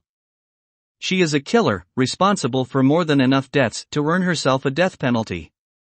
Midnight countered, "Except she is a child, ruled not criminally responsible for her actions by the courts." Nizu held up a paw. "Please, we will get to that in time, Midnight. I am afraid Endeavor is correct. We also want answers," Mr. Toga added. "When UA took Himiko from us, we were told it was to prevent any more unfortunate incidents. But looking at your actions with her, that was never your intention." Midnight looked ready to say something, but Nizu beat her to it. "Our actions have always been in both the public's best interests and Toga's." Endeavor scoffed, "And what actions are those?" "I understand your desire for answers, Endeavor. I just wish to make sure everyone present is given all the information before we start answering questions," Nizu said as he tried to calm the fiery hero. "No one here has yet to hear the full story. Only the, unfortunately spotty reports on the news and the story from the children of 1A who were still in the process of digesting the story themselves after a very trying morning." Endeavor crossed his arms and eyed Nizu carefully. "Are you implying my son might have withheld information from Fuei from me?" Nizu shook his head. "Not in the slightest. I'm sure the children relayed everything they could to the best of their abilities. I'm simply saying that if you want to be sure to have the full story, get it from the source." Endeavor grunted but seemed satisfied with the answer, at least for now, and sat back down. Nizu was about to begin again when a new voice interrupted. "I'm still wondering how you think your word holds any weight anymore? Before you explain anything about that monster you've decided to house train, perhaps you should explain why you all shouldn't be locked up." More than a few heads snapped over to look at the man in the monitor who had just spoken. The bile and disgust in his voice were matched only by the clear contempt he was directing at the teachers. Hisashi then eyed Nizu hard and finished with, "Or caged." All Might was thrown for a loop. Sir, that is an extremely unfair statement. I'm sure once you've listened to what we are trying to accomplish. No, I think right now you need to listen. Especially you, All Might. You may be used to getting your way, this school even flaunts that its teaching methods are unconventional, but none of you are above the responsibility of your constant failures. Even putting your decision to harbor a dangerous fugitive, you've lost all control of the school. And your inability to take even the most reasonable protective actions have put the children, my son, in constant harm's way. The whole feel of the room changed as the parents watched as a seemingly ordinary man took the teachers to task. Took All Might to task. Endeavor might be able to talk to All Might and the other teachers like this, but this man. Who was he? Mitsuki felt a blood vessel pop as she exploded. Since when do you give a flying fuck about any of this? You fucking left the damned country years ago. You haven't been back in years, and I can't even remember the last fucking time you called your own kid. And you want to try and pull this concerned parent crap? Hisashi replied curtly, I moved to continue to provide for my family. My company had an opportunity for me overseas that would make sure my family would have all their needs met. I make sure my son is taken care of. Unlike you. Mitsuki growled, the fuck did you say? You got a lot of nerve. I don't beat my child, Bakugou. Can you say the same? Oh, you mother. Mitsuki was about to charge the stage, but her husband held her back. And to settle your ignorant statement about when I last spoke with my son, we spoke just the other day. He was concerned with the development of his quirk and was asking me for advice. Mitsuki's eye bulged, and right after, I was informed of the incident not even an hour ago. Because I live on the other side of the world, the attack had yet to reach me over the news. I attempted to call him at his home. When I got no answer, I called my wife to inquire about his health. She informed me that he was most likely asleep, recovering from the day's ordeal. Mitsuki glanced at Inko, who nodded mechanically. Mitsuki swore before she was pulled back into her seat. Hisashi redirected his attention back to the teachers. As I was saying, your actions have done nothing to reassure us that you have the capabilities or capacity to control this girl. Within your first week of the school year, you allowed a group of reporters to breach your security, which caused panic inside your school. Worse, it was only settled when a student took some initiative to calm them down. Not a teacher? Where were any of you during this?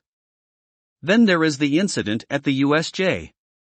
Your ineptitude was so unbelievable that you were taken unaware by a ragtag team calling themselves the League of Villains. An absurd name for a group of thugs. Not only were you, Eraserhead, their teacher and the one responsible for the children's safety, not able to evacuate them. You allowed them to get separated and assaulted by the group. Hisashi turned his glare towards All Might. And you were where exactly as this was happening? As a teacher, shouldn't you have been with your class? Instead, you were hopping all over the city, interfering with other heroes who were on duty. Then you were sighted going back to the UA main campus. Not the USJ. Where you stayed for an extended period of time before heading out again. Hisashi's voice began to rise, flicks of orange flame escaped from his mouth before he took a steadying breath. And while you were ignoring your duties, my son was assaulted and beaten to the point of near death. The medical reports are horrific. His shoulder had been shattered and pushed into his body. His skull cracked. And this isn't the only time your failures have resulted in my son almost dying. All Might shifted in his seat. Your ineptitude almost got my son killed again when you brought him to Hosa City, where the hero killer was at large. What were you thinking? The one place in the whole country you shouldn't have taken him, and that's where you go? No hero worth anything would do that. If there was one place that a hero training a student in the field should have taken their charge, it would be Hosa City. Hisashi paused and the teachers turned. Endeavor, arms crossed, was looking right at Hisashi. You are the boy's father, and after the injuries that he sustained on top of the issues you brought up, I can see why you would question All Might's motives and capabilities. However, let me correct you on something. All Might was not the only hero that night that chose to take their interns to Hosa City. I myself was one, as I took my own son there to help with his training. Hisashi frowned. You would take your own son? Yes. In Hosa City, Shudo got to see how heroes work in a manhunt, how we coordinate with local authorities, and how we deal with unexpected events, such as the Nomu attack. The heroes who took on interns have a responsibility to give them the best training we can in that week. Hosa City was the place for that. You are not a hero, nor a member of any police force, so these kinds of events are not familiar to you, but you must understand. The field of work your son aims to be a part of is filled with danger. That is something you must accept. Hisashi breathed deeply, his hands starting to slither for his suit pocket before they stopped. His eyes wandered before he refocused himself. Endeavor, sir. Are you saying All Might and the school bears no responsibility for what happened to my son? Endeavor looked over at All Might. In the case of your son, for that specific incident, no. The events that happened that night were beyond anyone's means to predict or control. Then who is responsible? The ones that carried out the attack, of course, Endeavor answered simply. You were raising some excellent points before, but do not try and paint every hero as incompetent because you do not fully understand our field of work and what it entails. I would advise you to refocus on UA and not mistakenly insult me or the other heroes that had taken UA students to Hosa City. The parents of one such student are sitting beside me, and you don't hear them screaming their ignorance. Endeavor motioned towards the Urarakas, who both went stiff. Hisashi looked at the two and looked like he was about to say something before he stiffened and turned away. This time, he did reach into his suit pocket and pulled out a pack of cigarettes. Flicking out a stick, he didn't immediately light and smoke it. In his hand, he passed it over and around his fingers, like you might see a sleight-of-hand magician do with a coin. It was a neat trick to watch, even for a nervous twitch.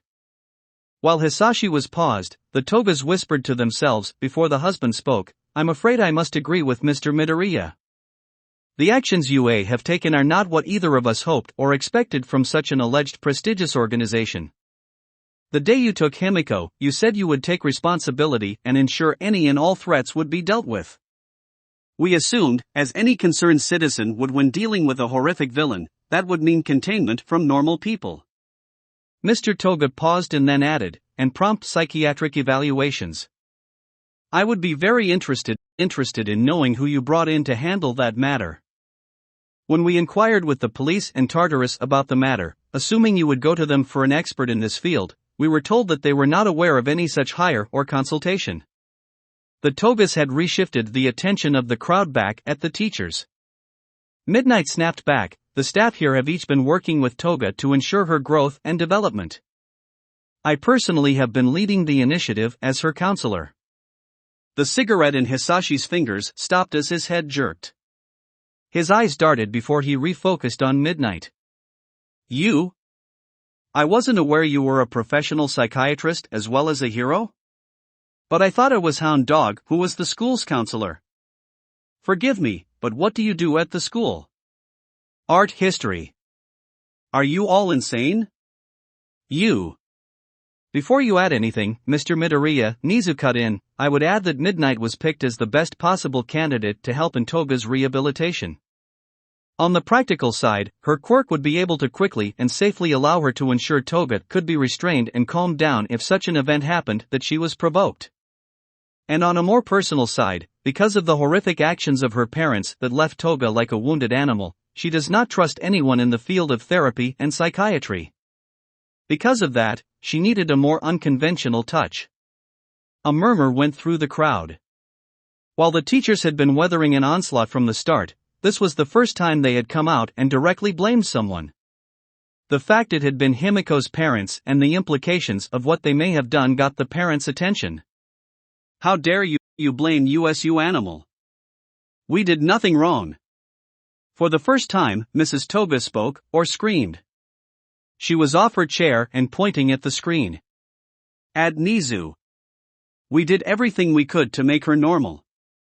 But she's not. She never was, and she never will be. You were supposed to keep her away. To protect us and the people of this country. To save us the horror of ever having to. Mr. Toga pulled his wife back, holding her as they sat back down. To try to shift the blame of your failure to us just shows that Mr. Midoriya is right. You're incompetent and out of control. For the good of the students, and for us, I feel we should remove Himiko from your custody. You've clearly voided our agreement. We will do what we should have done, despite the shame. She must go to Tartarus. They are the people capable of dealing with this monster.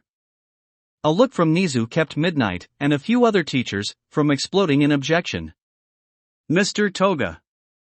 The Hero Public Safety Commission has stated clearly that Toga is to remain in our custody. Furthermore, I must object to any attempts to remove her.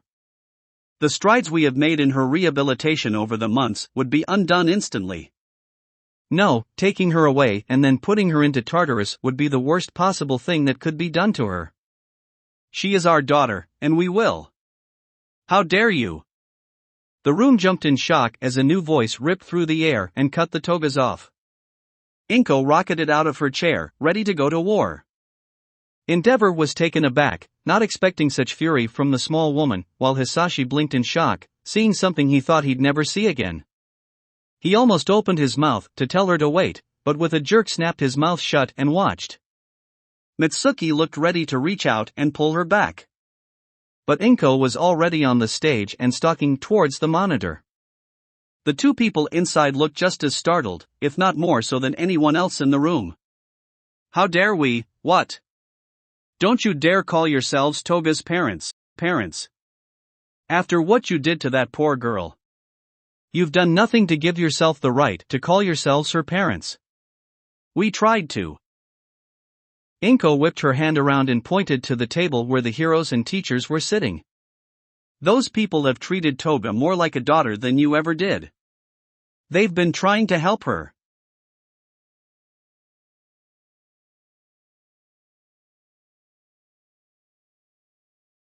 You abandoned her after your care shattered her soul. We were trying to make sure she was a normal child. We tried to help her. Liar. Inko stood right in front of the laptop. If that was true, you would have never taken her to a quirk suppression therapist. Vlad King leaned over and whispered to the group, shouldn't we be trying to get this under control? Midnight shot him a look, you better not. Unless you want me tearing into them next, and then you later. Hisashi jerked when he heard Inko mention that last part.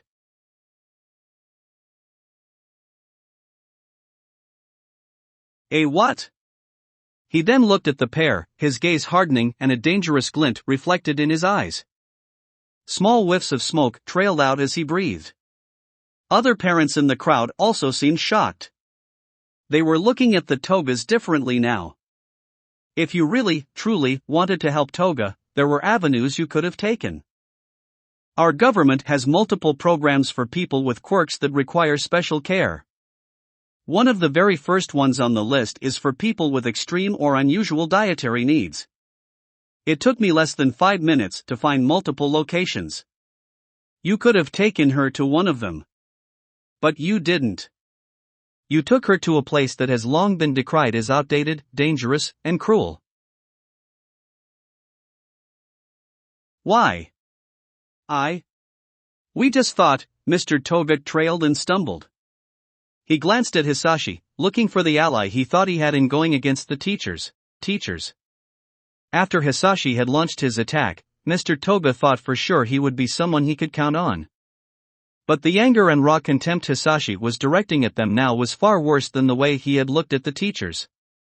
I'll tell you why, Inko continued. You were trying to save your own reputation. Because you could be anonymous with them instead of signing up with a government agency. You didn't care about her at all.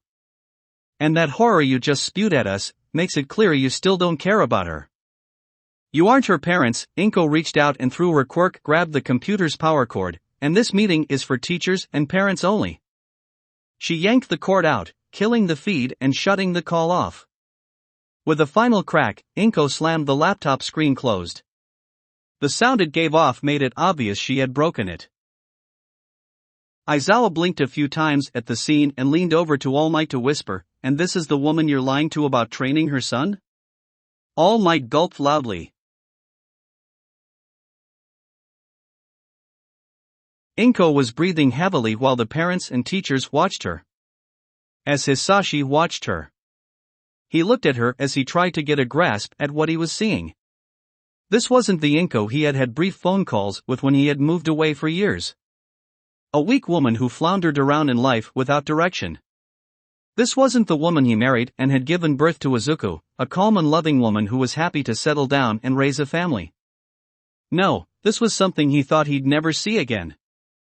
Fire and fight, raging against a system and just crazy enough to do something about the things that she hated. A woman, a lifetime ago, he grew up with and saw die on that small decrepit island of Bespin. Turning, Inko regarded Hisashi with a stern eye. "Anything to say?" It took Hisashi a second to get himself back on track. His eyes glanced around. "No. At least not when dealing with those two. For UA though, I'm still not satisfied with their actions. And I can't imagine you are either. You must feel they have failed in their responsibilities." Inko frowned and looked at the teachers. "I am not going to say that I'm happy with everything that has happened so far. But it almost sounds like you are thinking of pulling Izuku out of the school." Hisashi waited a few moments before he admitted, "The thought had crossed my mind." All Might stiffened in shock. The idea that Izuku would get taken out of the school had never crossed his mind. That it was even being discussed was alarming, to say the least. However, he did not have a chance to speak as Inko did it in his place. "I don't think we're at that point. I'm not happy, but the things that have happened are so far removed from the ordinary that I can't put the blame fully on them. And at least in regards to Izuku, taking his dream away from him, after all he's gone through, would be cruel. UA isn't the only hero school. It's not even the only prestigious one either. Shiketsu has a known reputation for making excellent heroes and is known for taking in transfers. These unusual troubles might be one man's responsibility." Hisashi glared at All Might. "Is it a coincidence that the troubles begin the year he starts teaching? It might be best for Izuku to go and learn somewhere without distractions. Be it from him or the Toga situation." Inko shook her head. "No, I don't think so. And neither do you, I think." Hisashi tilted his head to the side. "If you really thought that, we wouldn't be talking about it." Hisashi huffed but didn't say anything. "I came here for two reasons. To get answers and to confront those two horrible people. I'd like to finally hear what UA has to say. Hisashi, I think now is the time to listen. Not to damaged boys on the news, angry Tartarus guards, or reporters that bring up people like Lady Nagant. It's time to listen to the source of the issue." For a brief moment, the two shared a similar look. No one else saw it, as they were facing each other and not towards the crowd or teachers, but it was there. An understanding about something left unsaid and buried for years. When Hisashi finally nodded in affirmative, Inko bowed to the teachers and walked back to her chair. Nizu cleared his throat. "Thank you, Mrs. Midoriya. I suppose unless anyone would like to add something beforehand, we will get started." "Excuse me," a new voice from the back of the room spoke up, "but we would like to say something." "So, want to jump the wall now?" Ochako asked as they neared the school's front gate. Glancing around, Ochako hadn't noticed anyone guarding the wall, but as they got closer to the entrance, the voices and lights of reporters became obvious. Izuku frowned and picked up Eri and handed her to Ochako to float. "I guess we don't have a choice." Wanted to avoid that if possible. Ochako eyed Eri and gave her a quiet shimotion as she floated her. Eri covered her mouth, but the small giggles she always got when Ochako floated her still escaped. "What, you wanted to sneak into our school through the front door?" "Kinda. Figured that was our best chance of not getting that wall deployed." We'd still be walking through the front door, Ochako countered as she floated herself and Izuku. They'd know we were here. Kinda defeats the purpose of sneaking. Going over the wall, Izuku looked behind him and waited a few breaths for alarms or the barrier to be deployed. Neither happened. I never said we were planning on sneaking into the school. I just wanted to use a method that would cause the least amount of noise. No matter what we do, I bet they'd know we were here. Unless you got stealth training from Maruko? Ochako laughed. That woman does not do stealth. Feet back on the ground, the three made their way into the school, avoiding the main auditorium where the meeting was being held. Part of Izuku wanted to head there and plead Himiko's case from his point of view, but he doubted the word from just 2 students would do much.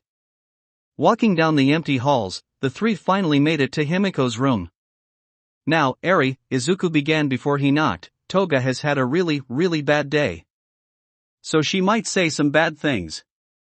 Potty mouth, Eri nodded seriously and put her hands over her ears. Good girl, Izuku smiled and ruffled her hair a bit. Raising his hand up, he got ready to knock, but the door suddenly opened before he could. Himiko sped out a few steps before screeching to a halt as she came face to face with Izuku. The fuck? Izuku? Ochako? What the fuck are you? Himiko's eyes then caught sight of Eri, with her hands still over her ears but smiling because she knew Himiko was saying the funny words. The freak are you three doing here? We were worried about you, Toga. We didn't want to. Toga, Ochako cut in, what's with the duffel bag? Himiko had been so up in Izuku's face he hadn't noticed her carrying anything. He watched as Himiko's eye darted to the side and frowned. So taking a step back, Izuku finally got a good look at her. Himiko was dressed, not in her UA school uniform, but in the old school uniform he had seen her in when they had first met a year ago. It was cleaned and mended, but it was undoubtedly the same one. She had a large canvas bag over her shoulder, which she gripped tightly. I'm leaving. Yeah, no. No chance. Izuku and Ochako each grabbed onto one of Himiko's arms and pulled her back into her room, with Eri closing up the rear, still keeping her hands over her ears. Foo freaking fucking shit. Let me go. Let me go right now. Why the fuck are you two even here, and why the fuck are you two so strong? Fucking hell. Lead back inside, Ochako grabbed a hold of the duffel bag and pulled it off Himiko's shoulder. Himiko snatched it back and the two had a brief tug of war with it until Ochako yanked it out of her hands before wrapping it under an arm, keeping Himiko from getting it back. God damn you and your freakish muscles, Himiko grumbled while Ochako ignored her. Why are you guys here? After he was sure Himiko wasn't going to bolt, Izuku let go of her arm. Because we're your friends and we were worried about you. Well, stop it. I'm fine. You were about to run away. Himiko threw her hands up. What the hell am I supposed to do? The dream is dead. After a show like that there's no chance in hell I'm staying here. Izuku shook his head. Why? Because you're afraid that UA will kick you out? When Himiko averted her gaze away, Izuku hit home, or you're worried you being here is going to cause UA trouble? Fuck you, Izuku. Himiko's words had no bite. They just sounded tired. Fine. Yes, I'm leaving because this is the easiest thing for everyone. UA won't have a monster like me to constantly worry about and, Himiko looked at Izuku guiltily, no one else will get hurt because of people I've wronged. Ochako huffed.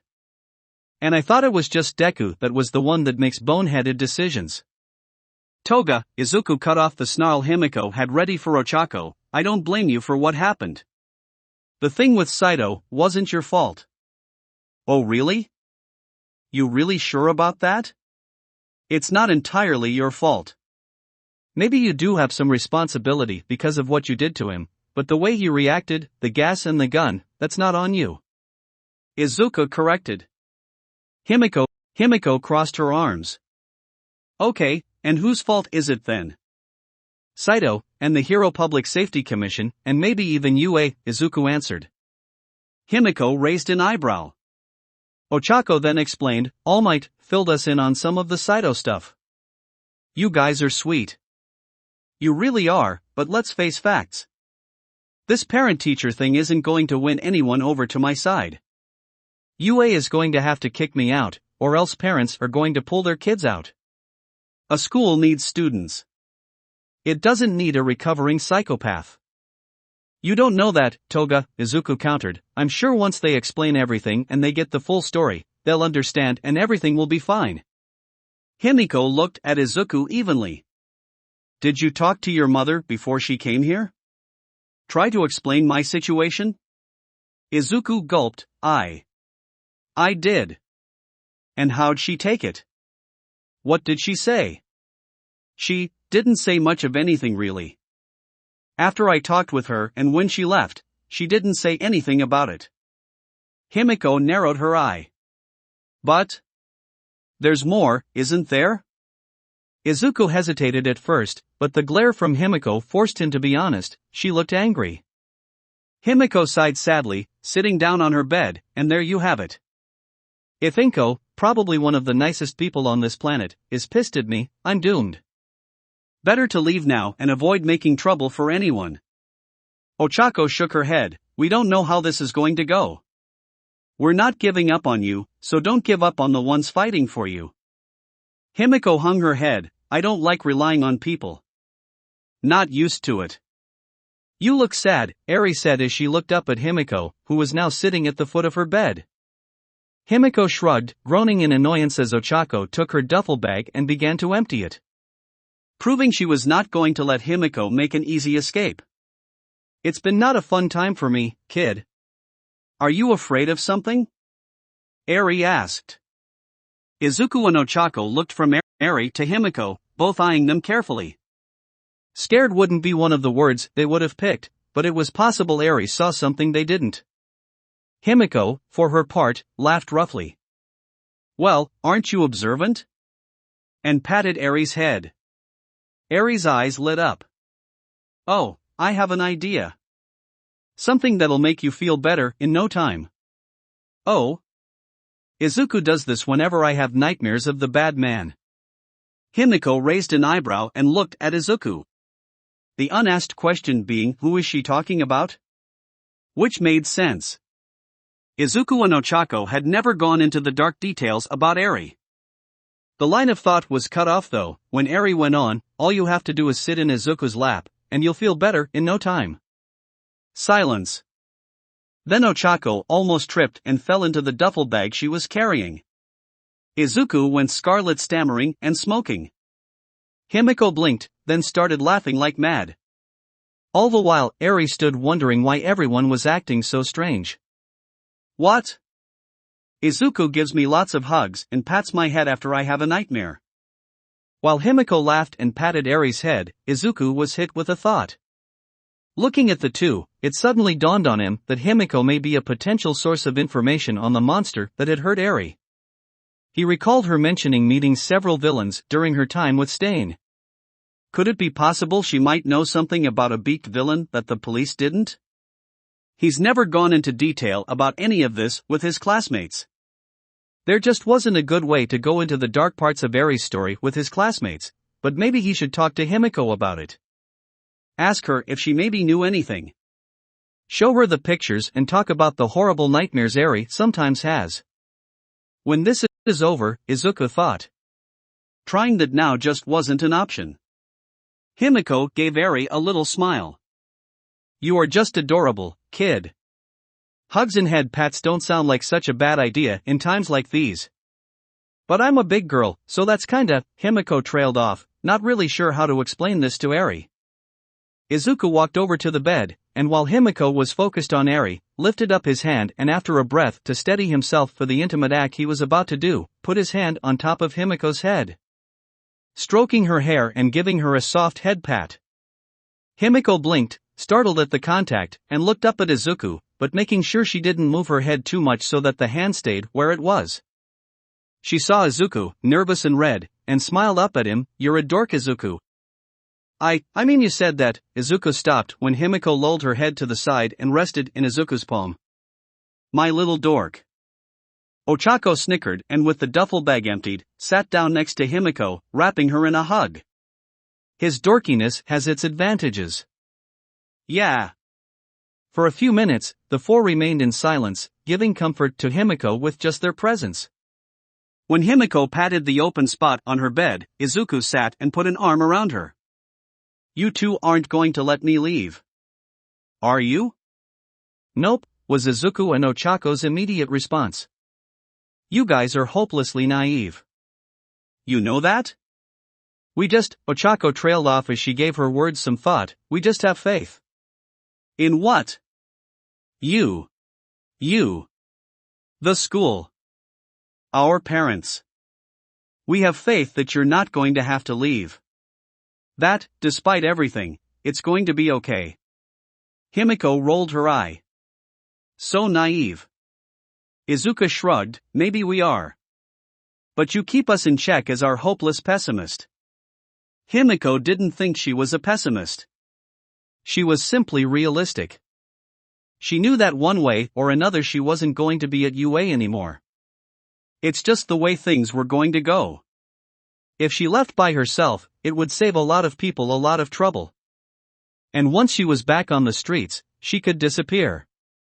Ideally after she had found the League of Villains hideout and dealt with the threat to her friends. Either she lived and vanished into the darkness, or she would fail and die. Either way, she would be out of their lives, and that was what counts. But now, wrapped up as she was, she didn't have the power to go through with it. So for now, she let herself share in their silly dream. A dream where everything would work out. Knock. Knock. Knock. Izuku's head snapped up. The knocking at Himiko's door interrupted the quiet peace the four had. Who's that? Ochako looked over at Himiko's alarm clock and frowned. I dunno. The meeting should still be going on right now. Izuku frowned. Do you hear voices? Ochako leaned over and nodded. That sounds like a group maybe?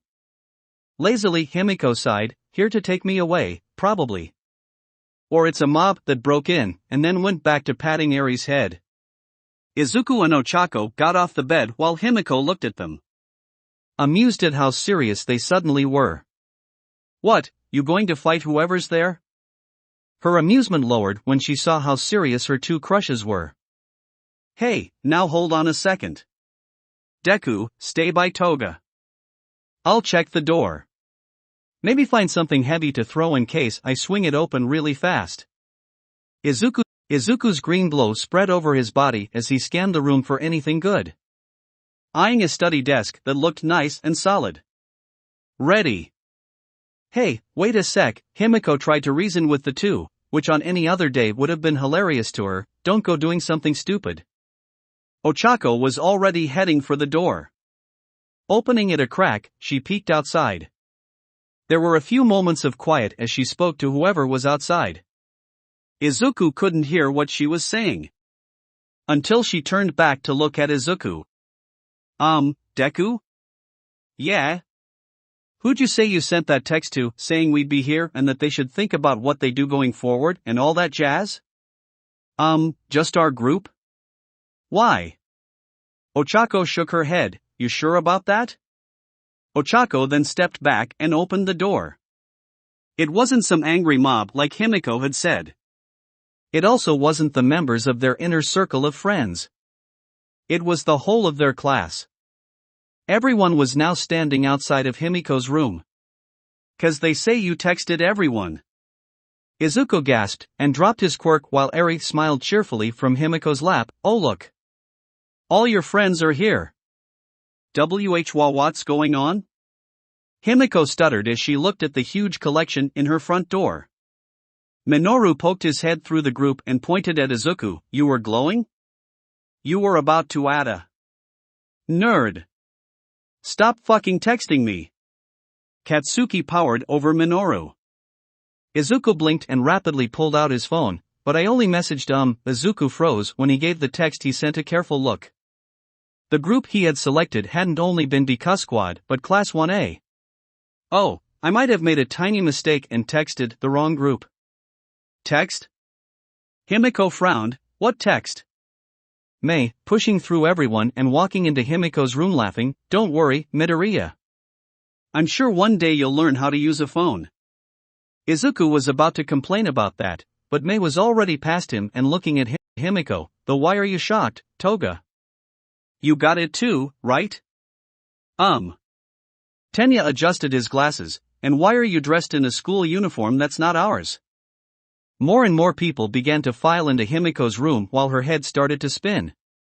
So you noticed the empty duffel bag and a few open drawers with clothes stuffed inside. You weren't going to leave, were you, Karo?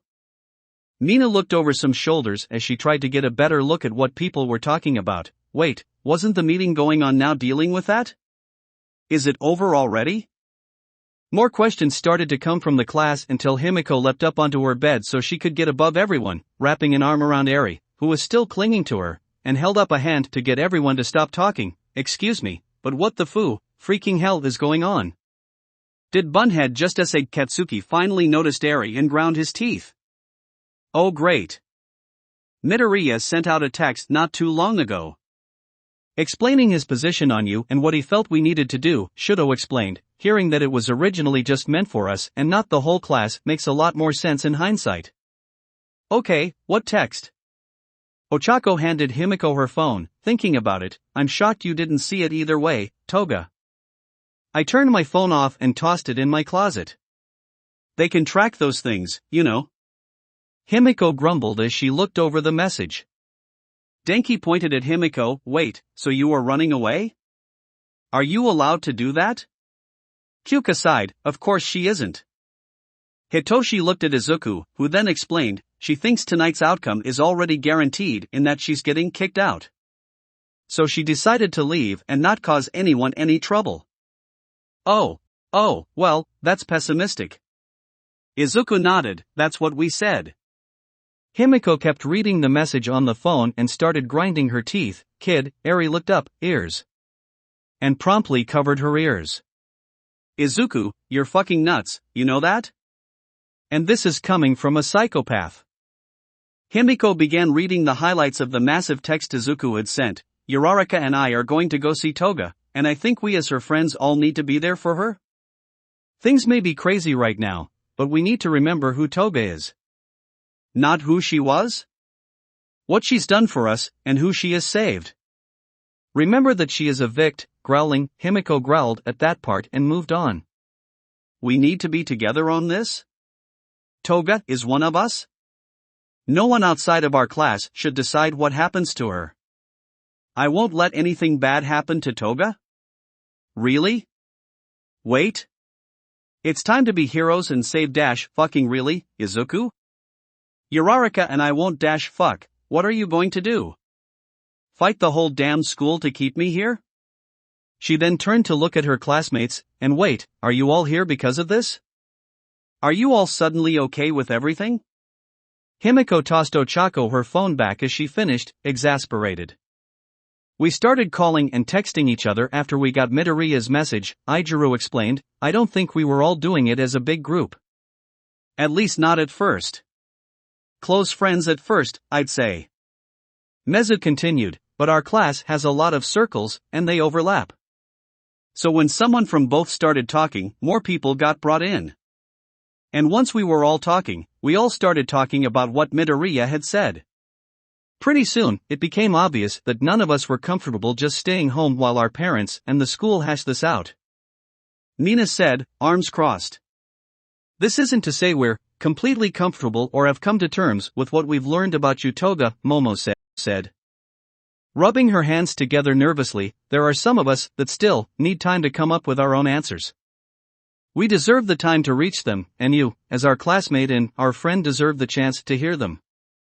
But we won't get the opportunity if you get kicked out, Denki finished, so we decided to take a page out of Midoriya's book and be a little reckless. So we're here, Karo. So that we can figure this out together, and find a way to keep moving forward. Because heroes, they don't quit even when things get hard. And I don't, Tsuyu fidgeted around as she searched for the right words, I don't want to give up on you. So don't give up on you, eh? Himiko's knees wobbled as she lowered herself back onto her bed. Looking around herself and then over at Izuku and Ochako, Faith, huh? Izuku grinned happily, some tears leaking down his cheeks as he listened to everyone, and Ochako, who was bubbling with excitement, told you so. Himiko looked back at her classmates, friends, and then her eyes fell on Katsuki, who looked thoroughly done with the whole ordeal. Baku bitch? Did Izuku's words inspire you too? Katsuki snarled, and after seeing that Eri still had her ears covered, let loose, don't be fucking stupid, bun bitch.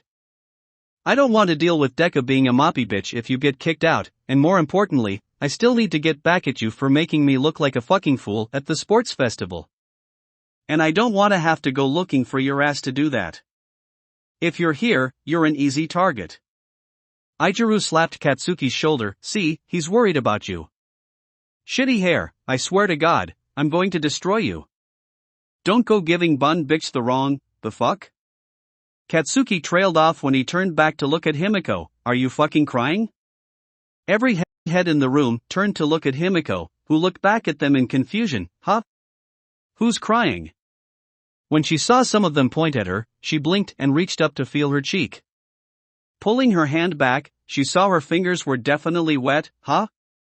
That's really Himiko's voice hiccuped, and she stopped to recollect herself. Oh God, I'm actually crying. Suyu knelt next to her and, taking a hanky handed to her, dabbed at Himiko's cheeks. Are you alright? Himiko chuckled, I think. I am. She looked at everyone, then at Suyu. Am I supposed to be? I think so, Karo. While a few more of her classmates tried to reassure Himiko that things were going to be alright, Izuku stood off to the side, eyeing the alarm clock. Katsuki frowned watching him. The fuck are you thinking? Izuku didn't react to Katsuki's question, not that Katsuki was too surprised. He had known Izuku long enough to see when the gears in his head were turning. And they were definitely whirling away. The parent-teacher conference should still be going on right now. Katsuki huffed, probably. The old hag said to expect the thing to take a few hours. Why do you care?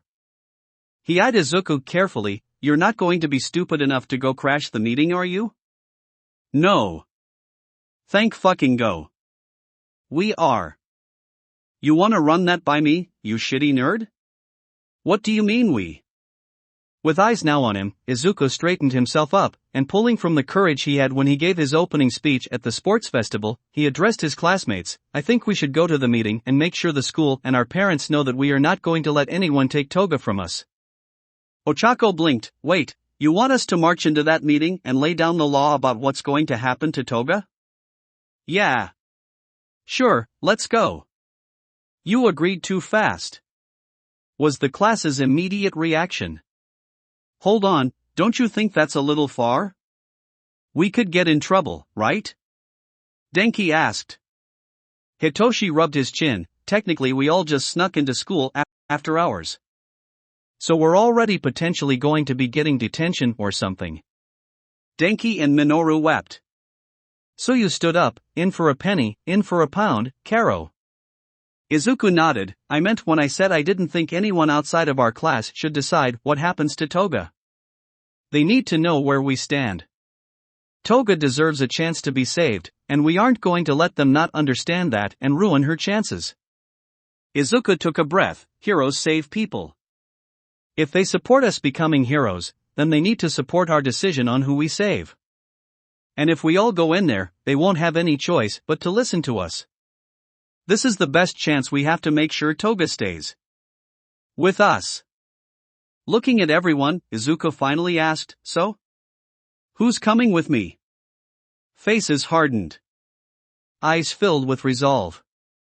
As one, everyone in the room came to a decision. They were going to crash that meeting. Izuku, Himiko said in a whisper.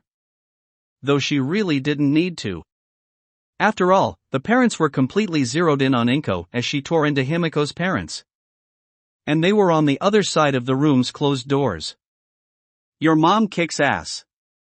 There was a murmur of agreement from the rest of the class. Katsuki groaned and rubbed his brow. I think she's been hanging around my old hag too much, goddamn. The group had arrived just as Inko had exploded, and now Izuku was a mix of so many emotions it had him in tears. Pride in what his mother had said in defense of Himiko. Shock at just how vicious she had been and a numbing horror that not only was his father involved in this meeting, but he and his mother had just openly discussed pulling him out of the school. Ochako could tell that was weighing heavily on Izuku, but before she could say anything, they could hear Nizu say, "Thank you, Mrs. Midoriya. I suppose, unless anyone would like to add something beforehand, we will get started." Pushing his worries aside and fixating on what they came here to do before they had been stopped in place by his mother's explosive rant, Izuku pushed open the doors and the group walked in. "Excuse me, but we would like to say something." Heads turned as parents and teachers looked to see who had interrupted the meeting. To say there were some shocked reactions would be an understatement as Izuku led the way into the room, flanked by Ochako and the rest of the class. Momo? Mashareo? What? Toru? I see you, what are you doing? Sparkly Snuffleupagus? The class came to a grinding halt at that last name. They all looked around at each other before Denki covered his face and groaned loudly, "Moom." No. Mina did her best not to laugh. Okay, gonna use that later. Katsuki nodded, fucking damn right. Aizawa rubbed his brow as he stood up. And just what are you all doing here? This is a parent-teacher meeting. From the pack came an answer, I think they're here because they're almost as crazy as me. Himiko, still carrying Eri, walked past her classmates and stood next to Izuku. If they were sane, they'd have just let you all kick me out. A few alarmed voices and startled leaps echoed in the room as the parents saw Himiko. Inko stiffened but kept her peace. Seeing Eri in Himiko's arms, she wondered if that was on purpose. It's not like Izuku or Ochako couldn't carry her. Everyone's here because, Izuku steadied himself. I contacted everyone. Because I told them I was going to be here. Aizawa looked at Izuku. To do what? You came in saying you had something to say. Izuku looked at everyone and reached for the courage he needed. We are here to tell you that 1A will not accept any outcome from this meeting that removes Toga from our class. That got some reactions. Parents began questioning their children, wondering what exactly that meant. All Might stood up and spoke over everyone, but he didn't have to raise his voice. Young Midoriya, you're going to need to explain that. There's nothing to explain. Toga stays. End of discussion. Your students, Aizawa began, but Izuku didn't let him finish. We are 1A. We survived the League of Villains together. We're not just classmates. We're something more now. There are some of us that would be dead if it wasn't for Toga. Myself, Uraraka, and Sue. If Toga wasn't there at the USJ, we would be dead. Suyu stepped up. Toga is my friend, and I owe her my life. I'm not going to abandon her now. Tenya nodded as he added, in Hosa City, to save my life, Toga suffered horrendous injuries that almost cost her hers. You all came here to talk about her, to learn what is going on, and to decide what you were going to do going forward. Izuku straightened up. But that decision is made. She stays. That is our decision. Not yours. More murmurs from the parents. Endeavor, now standing, is looking at the group with a calculating, if harsh, eye. Inko, a raging torrent before, now looked like she was ready to faint and fall out of her chair, only being held up by the combined effort of the Bakugas and Urarakas. Hisashi is looking at his son, front and center of the class as they stare down parents and pro-heroes alike, and he isn't sure what to make of it. The only conclusion he was able to come to and express was that his son was now leading the class in this revolution? None of those words had the right ring to them, but they seemed close. It was obvious that this was not some plot by the teachers, as they were also taken aback. At least most of them were. Nizu stood watching the scene unfold, and while everyone else was in shock, he was as calm as ever. Midoriya, I would like you to clarify something for me. Are you speaking for just yourself? Or are you indeed speaking for your whole class? Tenya and Momo each stepped forward. With respect, Principal Nizu, we would like to answer that. Momo put on her best air of elegance and responsibility, as the class vice representative and representative of 1A, we can confirm that Midoriya speaks for all of us. We wouldn't be here if not for his initiative. And we wouldn't be here if we didn't fully support and believe in the message he brought. Tenya? Tenya looked up to see his mother standing amongst the parents. I can understand your desire to want to protect your own, but the things this child has done, they are things that cannot be overlooked. Mother, none of us are overlooking anything. There are those of us that still are struggling to come to terms with the news. However, after Principal Nizu talked to us and explained everything, we feel that in this at least, we are united and are in the right. In the right? Hisashi's voice carried over everyone, and Izuku did his best not to tense up. Izuku, if you were speaking for your class, explain that. Heroes save people, was Izuku's immediate response. UA took Toga in because it was the best chance they had to save her. Save her? From what? By all accounts, she was dangerous. Hisashi paused, formidable and self-reliant. What was a threat to her? Herself. And if UA is going to try and save her, then we are too. We won't abandon her. Endeavor frowned. I would tread carefully, boy. All of you. Your heads are filled with such lofty ideals you're floating, but you need to come back down with the rest of us. You are setting yourselves up for a harsh lesson. Because despite what happens here, if the Hero Public Safety Commission decides to put a stop to whatever UA has planned, that is the end of it. You do not want to put yourselves in a situation where you stand against them. You'll lose. Some parents were disturbed to see more than a few faces of the children harden at that. Shudo looked at his father and echoed back, whatever UA has planned? And then began to notice some confused looks from the parents. He turned to Nizu. Sir, have you had a chance to tell them about Toga yet? Nizu shook his head, not yet. Some in attendance felt the need to air some grievances first. Then perhaps we should allow this meeting to get underway, Shudo said while putting his hand on Izuku's shoulder. We came to say what we wanted to. No need to prolong it and risk our message getting muddled with arguments. Izuku nodded, and the class began to back away. But for a moment, Izuku paused and looked back at the screen of his father. Father. Yes? I am responsible for my own actions. And the consequences. Not anyone else. Hisashi raised an eyebrow, a strange look on his face as he regarded his son. Some of the consequences are going to stay with you. You're fine with that? Izuku unconsciously scratched his head, wondering if his father was talking about the cerebral scarring he now had. I wouldn't say fine, but it's my responsibility nonetheless. Hisashi nodded and took the cigarette he had been flipping through his fingers and put it in his mouth. There was a pause as he listened and thought about things. Then with a puff, he lit it and took a small drag. That's very grown up of you, son. You, me, and your mother are going to need to have some talks soon. But not now. Go with your friends and let us hear what UA has to say. Live with our panel's reaction to the official statement released by UA just moments ago.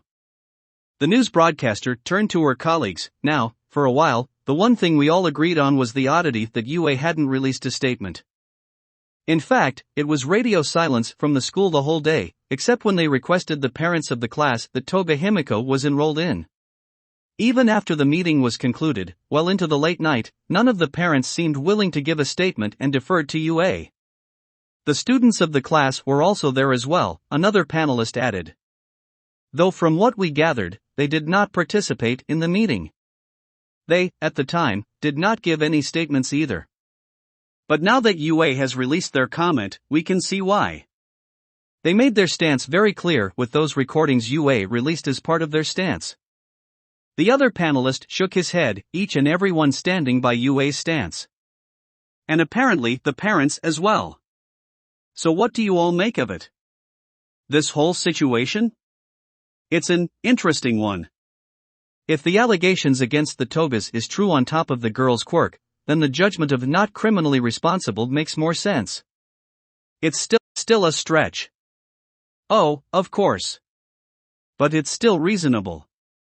Which plays into their actions. The saving her angle. Yes, that's using a hero school for villain rehabilitation. To save her life and stop her from becoming a villain by making her a hero. That's a new one. Are they going to start bringing in more? Perhaps an exchange program with Tartarus? I think that's beyond their goal. This child, and let's not forget she is a minor, was at the tipping point. To prevent her from fully falling, UA acted. Let's not gloss over the Stain connection. Yes, that's a big part of this. She had details and information to bargain with. Shortly after UA's statement, the hero Ingenium released a statement as well from his family home. It appears he and the whole Ida family have put their support behind UA's actions. Considering he was the last hero to fall victim to Stain, I'd say that carries some weight in the court of public opinion. The Hero Public Safety Commission also pledged their support to UA as well. All in all, the tide seems to be moving in UA's favor now. Recent polls show a much more even split in regards to this. A drastic shift from yesterday. So, it seems that for now at least, Toga Himiko will remain at UA. I have to ask you all, what about the boy Saito? What are your thoughts on how he's being handled? Oof, that's a tricky one. Full disclosure, we had a few reporters on the scene yesterday, and they were the two that got hit by that gas quirk of his. They are recovering, thankfully. Yes, thankfully. But Saito. Let's not beat around the bush here, assault with a quirk and a firearm. These are serious charges. Not to mention he has been listed as the prime suspect in the release of the documents pertaining to Toga Himiko when they were accidentally released. And has been charged with contempt of court for apparently breaking a court gag order. All of this, and he's been released to his parents and put under house arrest. Some would call that a light punishment. Technically, he hasn't been punished. He's being held by his parents until he is fully charged and tried. Though, it seems UA is pushing for leniency. Given how they are handling Toga, I suppose that makes sense. So, going forward, what do you think will happen next? I hear there is a top-level meeting between UA and the commission taking place in a few days. I wonder what they will. Nizu politely shook his head, another time perhaps. I feel neither of us has time for pleasantries, Madam President. The president of the Hero Public Safety Commission nodded in agreement from behind her desk. You are right about that. A trying time these past few days have been. Very, but it seems things have begun to change. The president hummed, if only just barely. Public opinion is a tricky thing, it can turn on you in an instant or take forever for something to change. Perhaps. At the very least, the opinion from the student body, their parents, and the numerous companies and sponsors seem to be falling behind us. A few still have reservations, but I feel it will only be a few days before things go back to normal. Relatively speaking. Our organizations will be forced to face some unfortunate scrutiny for some time, I fear. We will need to make sure we put our best foot forward for the time being. Of course, Nizu agreed. Things will also be tough for Toga as well. With the school and effectively everyone else knowing about her, I worry her exemplary progress will grind to a halt. She has friends looking out for her, but that can only go so far. I can't imagine the added stress being in that environment is going to lead to. Nizu smiled politely. I have the utmost faith in Toga to continue with her rehabilitation. I admit if things hadn't turned out like they had during my meeting with the families, then perhaps I would be a tad more worried. The parents' support was that important, huh? There was a mischievous twinkle in Nizu's eyes, something like that. Still, while we have agreed to stay the course with her, I feel it is important to bring up our offer again. Having her brought to our facilities to continue her treatments and training may help ensure a more stable environment. I fear Toga may chafe under your more stable hand. I don't think you'll find her as moldable and compliant a charge as say Hawks was in his youth. There were a few moments of silence between the two. The unsaid message was clear. Himiko was not going to be a Hawks Jr. for the commission. So don't ask again. On a semi-unrelated matter, I admit I'm a little curious about something. And what would that be, Principal? The unusual questions my staff were asked during that horrific morning. The president smiled. Oh, you mean that conspiracy nut and her idea that our organizations were training spies and killers? That's correct. Highly unusual line of questioning, even when you consider Toga's involvement. Unfortunately, there are people that distrust any government organization and look for any crack or story to prove their wild theories. Very true. But to bring up Nagant. I wonder why. The principal tapped lightly on her desk. For a while, she was a star for us. But her crimes required the swiftest punishment. It was a dark time for us, to have our trust shattered like that. Very true. It's not often we have to deal with a hero who snaps like that. And to murder one of our own, truly unthinkable. And yet, I still find my curiosity piqued. I may invite that reporter back, and see how she might respond to some questions of mine. Impossible, I'm afraid. Oh. You aren't the only one that wanted to question her. I was also curious about her. So she's in your custody? She's dead. Nizu blinked while the president clarified. After the incident, she and her camera crew were involved in an accident. Their car crashed off an overpass. The thing burned to a crisp before rescue attempts could even be attempted. Not much was left beside twisted metal and very charred remains. Nizu rubbed his paws together. What a shame. I hope no one else was hurt. Fortunately not. No one else was involved. Then we should be thankful for that. Yes. If you don't mind me asking, where was Hawks during this? The president eyed Nizu, but kept her polite smile. Dealing with an armed robbery on the other side of the county. I believe there was a story about it, but it was probably drowned by everything else. I see. I suppose the only thing left is to discuss what to do with Saito and his family.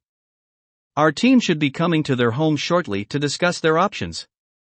And what exactly are those options, madam? Limited, she replied curtly. We have records of Saito contacting news agencies and his IP recorded on the court servers. I was under the impression there were no records kept during the Yi glitch. There aren't, but he was on the server multiple times before the upgrade. It seems he guessed a password and was able to gain access. It wasn't. It was password 1234. Nizu groaned. With this evidence, it's clear Saito is directly involved, if not the mastermind behind the events. If we get a confession, I will work to ensure he is given as much mercy as I can. If he doesn't, then he is at the mercy of the courts. Ring. Ring. Ring. Excuse me one moment. I think that is my team now. The president picked up her phone. Yes? Hawks? Yes, I can. What? What do you mean? Rotting smell? Wait. How? Nizu watched as the woman's features turned pale. Madam President? The president put her hand over the phone's receiver, her face hardening like a woman getting ready for a day of dealing with a new set of horrific stresses. My team just arrived, the family is. As we get this meeting underway, I want to make something clear, Mr. Midoriya. Hisashi jumped in his seat as Rikiya addressed his computer screen. As sir? You are here as a privilege. I see potential in you and think giving you a closer look at how things run would be to your benefit. Sitting in on these kinds of meetings is only one part of that process. And now, especially since you and I will be working with your son when you return from overseas, we need to make sure you are aware of how we will act going forward. I will even commend your performance during the parent-teacher meeting the other night.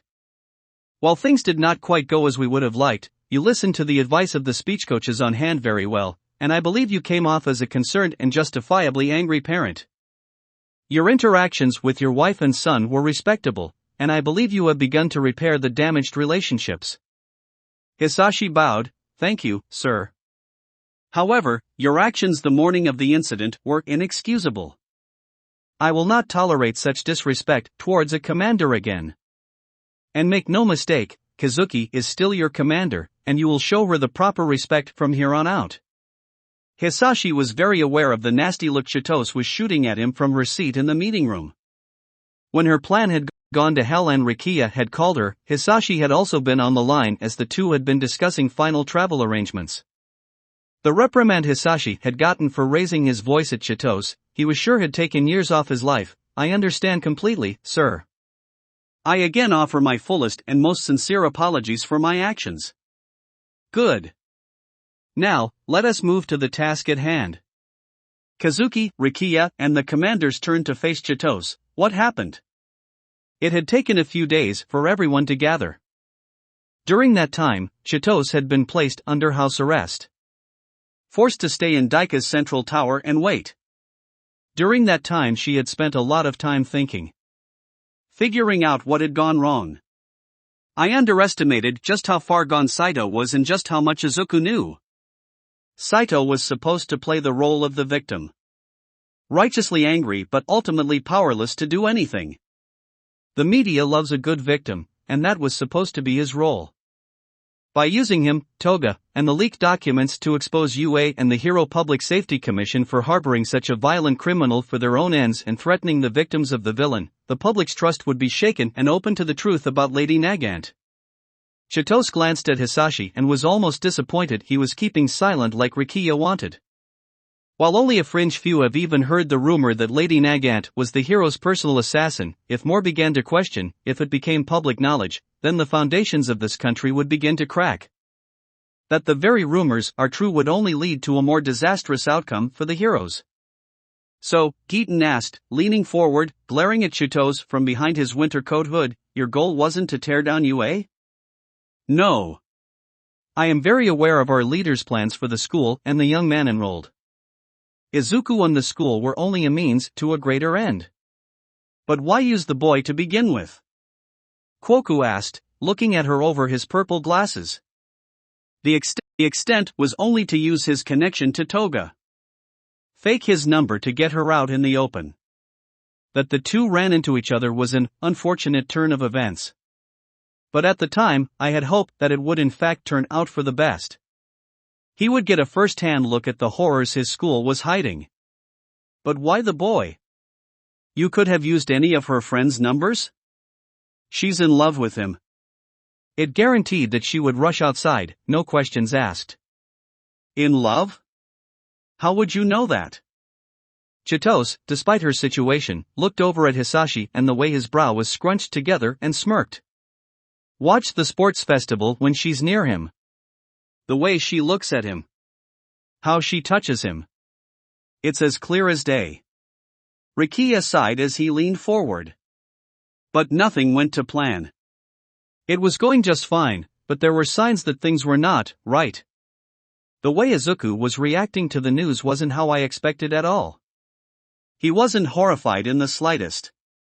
He took everything in stride. No, not only that, he had a counter for all of Sato's claims. A reason for them. Chitose looked at Redestro, then at Hisashi. Izuku knew about Toga. He knew everything.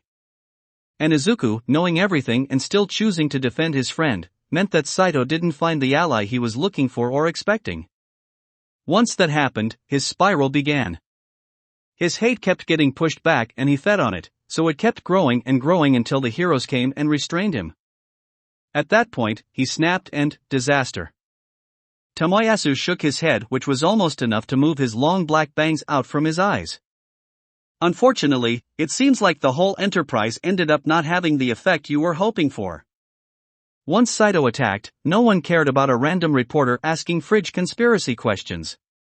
They were focused squarely on UA, Toga, and the heroes. Perhaps things could be salvaged, at least I hoped that the first day, until UA finally released their statement. Once that came out, and the fact they were trying to save this girl was the given reason for their actions, the tide turned, and your movement died. Geaton stopped fiddling with his gloves to look up. Surely some minds must have been turned? It doesn't seem like it. True, some of the less vocal conspiracy movements got more vocal.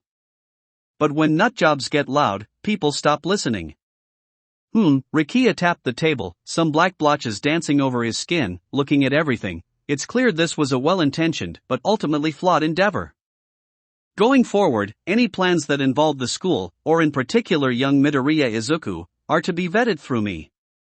However, until I give the word, the only plans dealing with him will be my own. Understood? Calls of affirmation echoed in the room. Good. Now on to the more pressing issue, making sure this isn't traced back to us. What are the risks? Chitose nodded. I ensured that my reporter and her crew met an untimely accident. All that's left are charred bones too damaged to do anything with. Tomoyasu's fingers subconsciously trembled as if he was typing on his notebook. I've made sure all records of our communication with the family have been erased. I've also made sure that Sato's IP is traced to all the anonymous calls to the reporters. The blame is squarely on him. Ah, Rikia added, but they've met dear Kazuki. How do we fix that? Easily. We have records and witnesses that put Kazuki on a cruise off the coast for the past week. It would be impossible for the family to have met an executive director of Shueisha Publishing. Chitose chimed in. I've also had Sliden go keeping an eye on the family when the boy was returned. They're still in crisis mode over everything to try and connect anything to me. And with the Hero Public Safety Commission coming down of them, following the crumbs we left for Saito, I don't think we have anything to. Knock. Knock, knock. Knock. Knock. Rapid knocks hammered at the meeting room door. Rikia tapped on his desk harder, and more black spread over his skin. Is it impossible to have a private meeting anymore? Pressing a button, the door opened, and a desperate female reporter wearing a navy blazer stumbled into the room. Geeton tilted his head to the side. Isn't she supposed to be dead? She's about to be. Madam Kazuki. Sirs. Chitose was out of her seat and stormed towards the reporter. Do you have any idea what you are doing? This is a meeting between the family is dead. Huh, well that's the loose end tied up, Kwoku said with a snark. Rikia cleared his throat. Take a breath, and then explain. The reporter froze on the spot. The look in Rikia's eyes made it pretty clear that she had better make this good, or she was actually going to die this time. Why yes sir. I just received a call from Sliden Go. The commission and their lackey Hawks just arrived at the house. According to Sliden Go, when they knocked, Hawks reported an unusual smell. Determining something was amiss, he entered the building. He found the parents dead. Supposedly, it looked like they had been rotting for some time. Head turned and collectively the leaders of the Meta Liberation Army began to think. Rikia leaned forward. Rotting, you say? But the boy was only just returned to his parents a day or so ago, correct? Tomoyasu nodded. That's correct, sir. That's not enough time for a corpse to start to rot. Sliden Go said that Hawk's exact words were, the bodies are decaying. Despite being ordered to stay silent, Hisashi couldn't stop the name from escaping his lips, Shigaraki. The name floated in the air while the leaders sat and let that soak in. The reporter nodded. Yes, the heroes came to the same conclusion. Chitose rubbed her chin. Despite the trouble she was in, her own natural curiosity was piqued. Why would Shigaraki kill them, though? What could the League of Villains want? He wants my son. The heads turned to look at Hisashi, who gulped and immediately clamped up until Rikia motioned for him to continue. Speak, Midoriya. I'm interested to hear what you think is the reason behind this. And my son had a direct confrontation with the leader of the League. If the police reports from the incident are accurate, my son threw himself at Shigaraki when he was attacking All Might. The reports describe Shigaraki as a man-child. Children hold grudges. Then last week, a Nomo tried to kidnap my son. I don't imagine that's a coincidence. My son was hurt, and there was chaos because of Stain and the Nomo attack, so it was probably an attempt of convenience, but it was still tried. So when Saito attacked my son on live TV, perhaps Shigaraki didn't like the idea of someone getting to my son before him. And killed them in retaliation. Rikia rubbed his chin. My thoughts exactly, Midoriya. There are people in this world that don't just want someone to die, they want to be the one to kill that person. And if someone tries to take their prey, they have to die first. This Shigaraki is immature and lashing out like a toddler throwing a tantrum. The attack on Hoso City proves it. It makes perfect sense, that is why this poor family was killed. The reporter shifted from one foot to another nervously. Sir, I think I need to make one thing more clear. Oh? The parents were left rotting and decayed. But the boy, Saito. Well. After a few hours, Saito finally stopped throwing himself against his locked door. His knuckles, cut and bleeding from bashing them against the wood and the walls.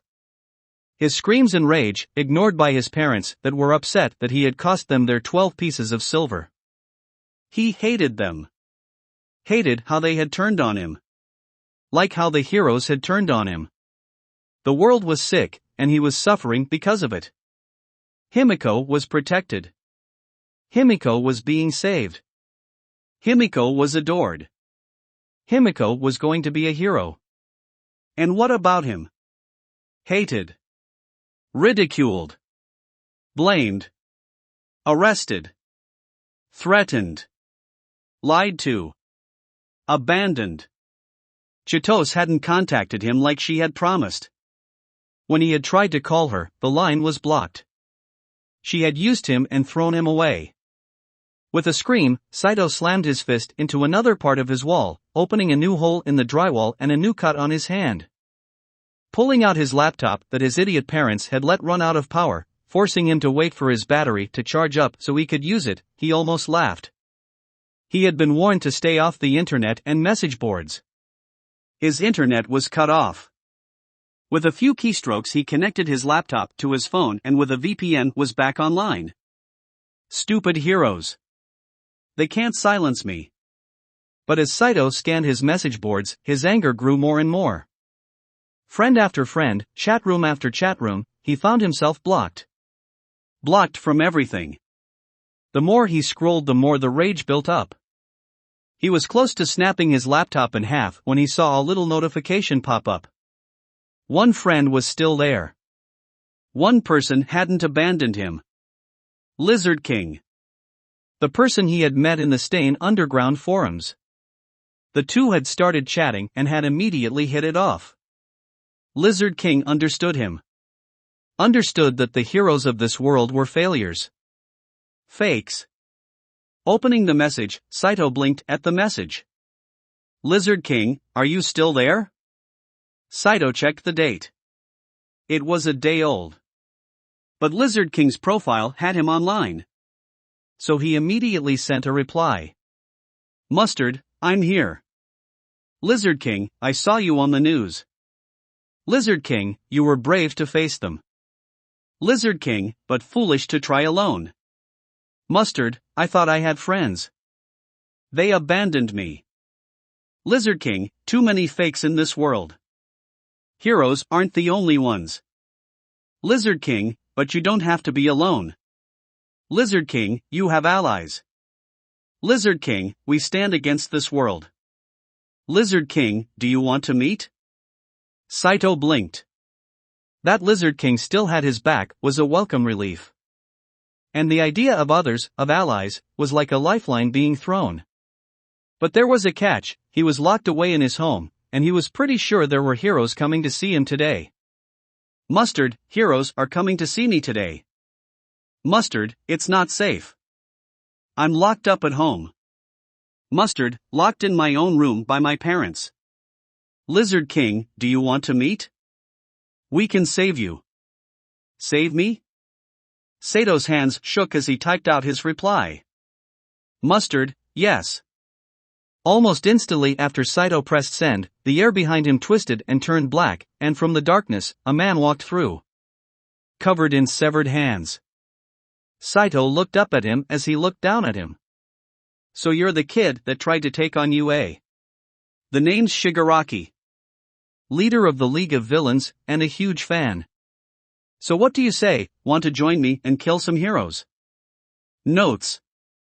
That will be it for this part. I hope everyone enjoyed. If you did, please leave a like and comment if you want part 39. If you want to hear more from me, subscribe. I hope to see you all in the next one.